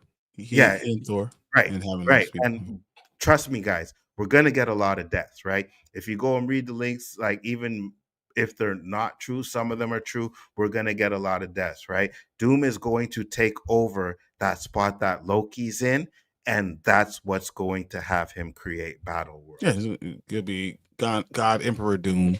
He's Emperor going to Doom, basically be, the Yeah. powers of the Beyonder to have Yes. all those things. I think that he's going to use Franklin, but Franklin, they'll get Franklin back, but Franklin's going to create the whole Battle World. That's the only way to create Battle World, is to have Franklin created, because he's that powerful of a mutant. I think that this sounds like a Doom who gives you, his so dark and so powerful that he's going to kill people like left and right and have no problem, no remorse. And that's kind of what you want. You're not getting, it's hard because you can't have the Thanos type of build up, but you're creating that type of atmosphere. I think it works. It makes a lot of sense. Yeah, 100%. And again, Doomsday is going to end it's going to end like Infinity War. It's not going to He's going to win. Yeah. And I think it's going to end in a way, because I think what Avengers did wrong with the Infinity Saga, right, is you killed off the players in Infinity War, but told us that their movies are coming out next year. Right? You told us that there was going to be a Black Panther June. This is before Chadwick died. You told us that Spider-Man was going to have his next movie. So at the end of the day, the weights of the death didn't really mean much because you knew they were going to come back. I think this reboot. Everyone dies. This is going to be a lot different, because now you're not going to know who's going to come back, who's not going to come back. You know what I mean? Maybe none of them come back, because it's going to end up being a soft reboot. So these deaths that we're going to get in these movies are going to be impactful. And there's going to be a lot of them. There's going to be a lot of them, man. But guys, let us know what you think. Are you guys excited for Doomsday? Do you like what they're doing with him? Because I'm on board now. I am really on board. At first, I was like, I don't know about Robert Downey Jr., but what I'm hearing is I'm on board. And then if we get to a point where he meets like Rhodey, and Rhodey's like, Tony? You know what I mean? Like he meets Cap and they're like, Tony? Like they look at him and they think he's Tony and realize that he's not. And they have to fight someone who looks like their best friend. It's going to be Spider-Man. It's going to be Spider-Man. He's going. He sees his mentor sitting there, and he's not really willing to just go in and fight him. That's going to be a really epic moment. Not to mention, I think that he's actually going to be able to maybe convince, like he might not come strong with some of the heroes, and he might be able to convince them to actually help him because he looks like their friend. And it's like, you know what? You're right. We should be surprised that he has his own Avengers people, I his would. own group of Avengers. I believe he will. Yes, I believe he will. I believe he will. Right. So So that's we're gonna have infighting. We'll have Avengers versus Avengers yeah. Agreed. I think we will. until It's they gonna realize how bad Doom really is. I think is that's it. yes, yes, and that when they find out, it's gonna be at the end of the movie, and it's too late. Yep. And then we're going to go into Secret Wars. So I definitely think that's going to be fire. But guys, let us know what you think. Are you excited for this movie? Do you think that is going to blow it out the water? Hey, listen, I have a feeling that if one of these movies is done right, we could possibly see the first $3 billion movie ever. I don't know. It's just so hard because are they going to have it in the movie theaters that long? That's going to be the question. I think because or is of Marvel the going to want to get it on popularity of Disney it, Plus? They're going to get it on no, Disney I Plus. think because of the popularity of it, they're gonna run it until it's like, okay, it's not making no money. Let's bring it out. Like anything else, like you said, like even Spider-Man, that's probably gonna get the 40-day one. But I think Doomsday, because listen, let's not underestimate when Endgame became the #1 movie of all time, and then Avatar brought out Re-release Avatar it? to take it over.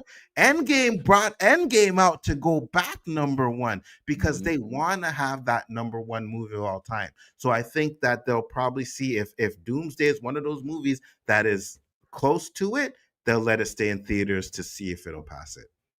So we'll see. You might be right. I'm We'll okay see. with that. Let's get into the comments before we close it up, guys. And I thank you guys once again. Where did we leave off? Said, I'm the same way. Unless you really like movies, I will not pay for a movie to buy it. Yeah, I agree with you 100%. Here we go. Do you think we'll ever see T'Challa on the Illuminati with Fantastic Four and them? No. No. I So don't think he'll ever be because I don't think he'll ever want to do it. It'll be the Council of Reeds. I don't think he'll ever be part of the Illuminati.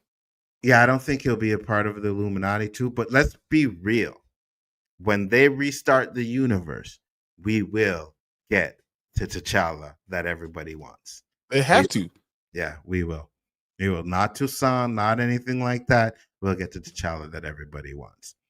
I'll be right back. No problem. Got you. Bryon and Biggerford Entertainment. Did you see that Harrison Ford came out and bashed Trump really hard? No, I didn't. That's a lot of Hollywood that does that. So good for them. Top Black Kingdom of the world, Craig.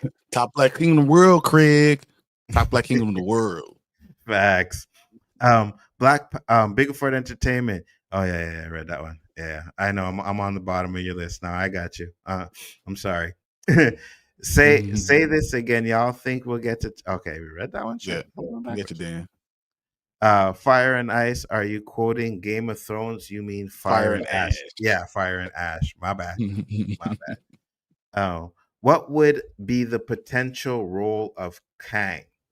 So Kang could have been there, and he could have been the one putting it all together.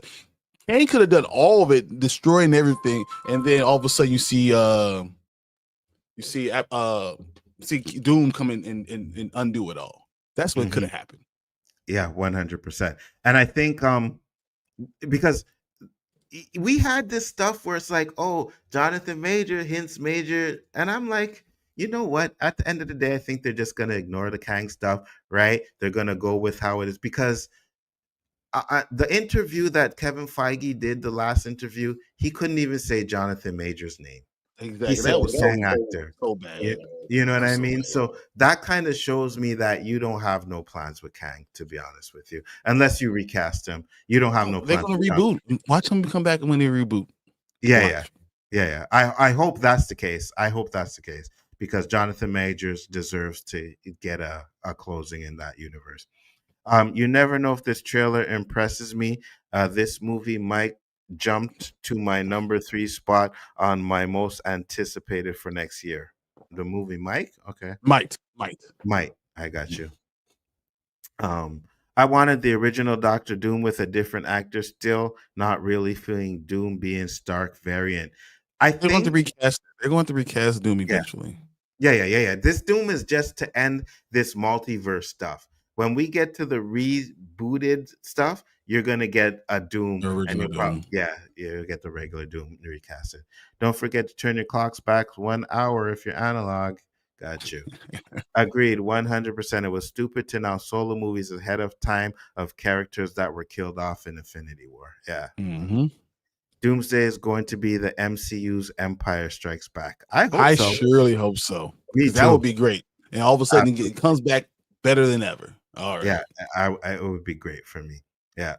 Kevin said when a hero dies, they are not coming back in new fit Marvel phases. Good. As it should be. Because at the end of the day, you got to start doing deaths that mean We're gonna have something. King Thanos. Yeah. And So, Hulk, he's gonna come back. Hulk, and if you have King Thanos, Maestro Hulk, you know what I mean? Like if you kill these characters, you got to make them mean something. So I agree with that. I want X-Men versus Avengers in Doomsday and Secret Wars. I think we're gonna get bits Small and pieces battle. of that, but I think they want to save that for another phase down in the future. An X-Men because you got to establish the X-Men, right? You're going to establish that most of humanity hates the X-Men and stuff like that, and then you can get to your X-Men. So I think they'll show little pieces of it, but I think they'll more team up with them in this movie than anything else, and then in the new universe you'll get that. Gotcha. I don't think any of them will make 3 billion, maybe 2 billion or 250 billion. Right on 2.5. I know. I got you. What you're saying. Mm-hmm. 3 Billy, Anzo clearly smoking that good. You still missed my action comedy comment again. It's not popping up, Mike. I did It's see not. it. You seen it? Yeah. Why am I not seeing Talking about it? that movie. This is the last one I got. He's talking about Midnight Run. And Midnight Run's the best action comedy. Oh shit. Okay, yeah, I don't see it. But if that's the case, you are right. Midnight Run is fire, Mike. 100%. I love that movie. That movie was really good. That movie was really good. But yeah. Okay, let's see here. I don't. Okay, he said that. He said 3 Billy. Yeah, what's wrong with 3 Billy? It's not. It's too much money. There's no way they're gonna have it. It's not gonna be there long enough. And it'll literally have to be like off years. It'll be years for 3 billion. Hold on, let me see something. That's another billion. Like I think Avatar right now is only at 2.9. I think Endgame's at 2.7. Yeah, 2.7. And I don't think yeah, any of them went that. And after the pandemic, we just haven't had the same numbers. well, No Way Home was over 2 bill, right? I'm not sure. Hold on. I think it was over 2 bill. To close to a bill, 1.9 bill. 1.9 bill. So it's close to 2 bill. But again, this is an Avenger movie where you're bringing in most people from the Fox universe, most people from other universes, right? And if Endgame can make 2.79, you said Avatar was at 2.9. Those are after being released like 5 times. It's been released. Avatar, yes. Avatar, yes. But Endgame was only released twice, right? And even the second time it was released, it was just to push it over. Like it only was released for like a week, right? I don't know if anything can be that much money. I don't think it's a stretch. It's because in the Endgame, Marvel was the hottest thing cooking. Mm-hmm. You know, and that's not what we're getting now. Yeah, but we know Doomsday. Now, the only reason why it may not make a billion is because of all the movies that is coming out against. You know, well, no, it's Secret coming out in 2000. So yeah, no, I can see it. Listen, I'll say this: it's not a stretch. You guys are acting like it's a stretch. I'm more. If it gets to 1.8 billion, I'm happy. Yeah, I'm sure it crosses 2 billion. I think Doomsday is going to fumble the bag. Wow, really? I've heard a lot of people saying that. I don't think so. I'm hoping for the best, but I feel like Doomsday is going to fumble. You too? Wow. Wouldn't be mad if Doom rips out Kang's spine like he did to Thanos in the comics. Yeah, no, we're not doing that to Kang, right? We barely Because got who's gonna Kang. be Kang? There's not gonna Yeah, be a Kang there to do it. So yeah, we're not doing that to Kang. We barely got a Kang, and now you want to start off the movie with them ripping out Kang's spine? Hell no, we ain't doing that, Jonathan Majors. Like, if I was Jonathan Majors and they say, "Hey, Jonathan Majors, we want you to come back," and I read it like, "Oh, Doom kills me in like the first 5 minutes." Yeah, no, I'm good. Recast. I'm not Yeah. coming back for that. You know what I and mean? no one's gonna recast. No one's gonna take that. Brand New Day is coming out before Doomsday, right? Yes. So if Brand Yes. New Day makes about 200 billion, all right, and it has a great lead into Doomsday, again, I'm I not think Brand saying New Day is gonna be one of those 1.5 bill. And I think 1.5. Yeah, I can see that. and I can see I can see that. I think Doomsday is gonna be like one of those 1.8, I 1.9. can see that. I can see that. But I could also see Secret Wars, but if it is that way, Secret Wars could make it's gonna cross that 2 billion mark. I just don't know if it gets one of them is going to cost 2 billion. One of them, I think, has a possibility of making 3 billion. How much money are they spending on Doomsday? They probably need at least 1.7 billion to make a profit. So Doomsday's budget is probably high as hell. Let's I think see what we have. 560 million, I think it was. Let's see. Doomsday's budget. It's estimated between 500 million and And a 600 million dollars. You can they say when you do in the marketing, you can hit $1 billion worth of that's crazy. That is crazy that it's that much, right? So that movie needs to make $2 billion to make a profit. Inflation is a mother. 100%. The comment was about higher ups deciding to kill off T'Challa. Oh, really? Did you see that one? No, I didn't see that one, but I know that we talked about it, but I didn't see him say that. I'm sorry, Mike. You know I'm what? sorry For I missed some that. reason, like even when I was doing the verses, like I had to like little comments that didn't have much cursing in it, but just had a little something. I had to accept them. So maybe that's why I'm not seeing it, Mike. But it's not showing up here at all. And Marvel hasn't been cooking like it used to. I agree. If it makes 1 billion or even 2 billion, they should be happy with that. Not with 600 and 600 times 3. You know what I mean? If you make 100 and it's not time, so times 3, you're to actually break even. I don't think it's actually that much. Yeah, that's the break even. I think their break even mark is going to be somewhere about 1.3 billion, and they're going to have to make over that. And I think they only make like 1.7, 1.8. So, but they make enough for it to make sense. Why is it important for a movie to hit $1 billion? It's not. It's about how much money you spent. That too, right? Like, so how much money is spent to make a movie, but it's not. I think, and a lot of people use this, oh, it didn't make $1 billion, and that's an excuse for why they're saying it's not good. And that is not the case, right? Because if you go really looking truly at how many movies made $1 billion, it's like 40. You know what I mean? A little bit 40, maybe 50 at the most now. Because I don't think it's 50. I don't think it's 50 either. I'll tell you that right now. Before we go, I'll let you know how many movies. Many movies have made over $1 billion. Made over $1 billion. As of late, 55 movies. 55. Okay. 55 movies. Yeah. So 55 movies all time. Of all time. Is that real, or is that when they adjust? Yeah, it doesn't say anything about adjust, but if it's for real, it's still 55. We have millions of movies that come out, you know what I mean? 55. So it's very rare. So I think a lot of people put a lot of emphasis on it making over $1 billion when it's really not. The Permuter has anything to say? I could see them doing Kang. I hope so. No, he's doing that to Kang, so trying to kill them. Oh, doing that to Kang? Yeah. This is the weakest lead up to an Avenger movie that we ever had. Agreed. Because of how much it costs to make Maria, plus marketing will probably cost at least 200 and 300 million. You see, and here's the thing too. I know a lot of people like to say, well, it's 500 million and the marketing isn't. We don't always know, especially when it comes to marketing costs, we don't know the exact numbers of that, right? We don't know if it's really that much, if it's less, because some of these studios, they market, but if you marketing Avengers on ESPN, what marketing are you doing? You own it. You're paying yourself.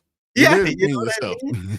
So you own it. So again, at the same time, we don't really know the exact numbers. We just use that estimated. And a lot of people say 3 times its budget is to break even. Three Yeah, but times that's only when your budget we're talking about is 100, 200 million. You don't have that much money when you're going into Yeah. Like if you're doing a $70 million budget movie, you're not spending. You're spending like maybe $1 million on marketing. You know what I mean? You're not spending a lot on marketing. So the 2 times, if it depends on how it much works you're on the movie because like the overall from when you have the original Avengers, it costs a lot of money to make, but they didn't make the marketing wasn't as much. You don't go over a certain amount. That's where you stop. Yeah.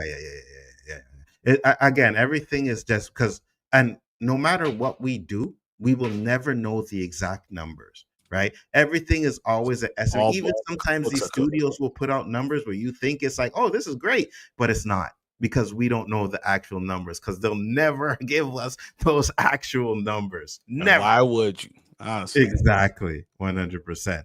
We'll get to these last 2 comments and then we will close it up. Eli said, sci-fi artists charge too much. People have been shooting examples of movies type CGIs for $5 to $50. Yeah. Do you think the Odyssey is making more money than Doomsday and Secret Wars? Absolutely not.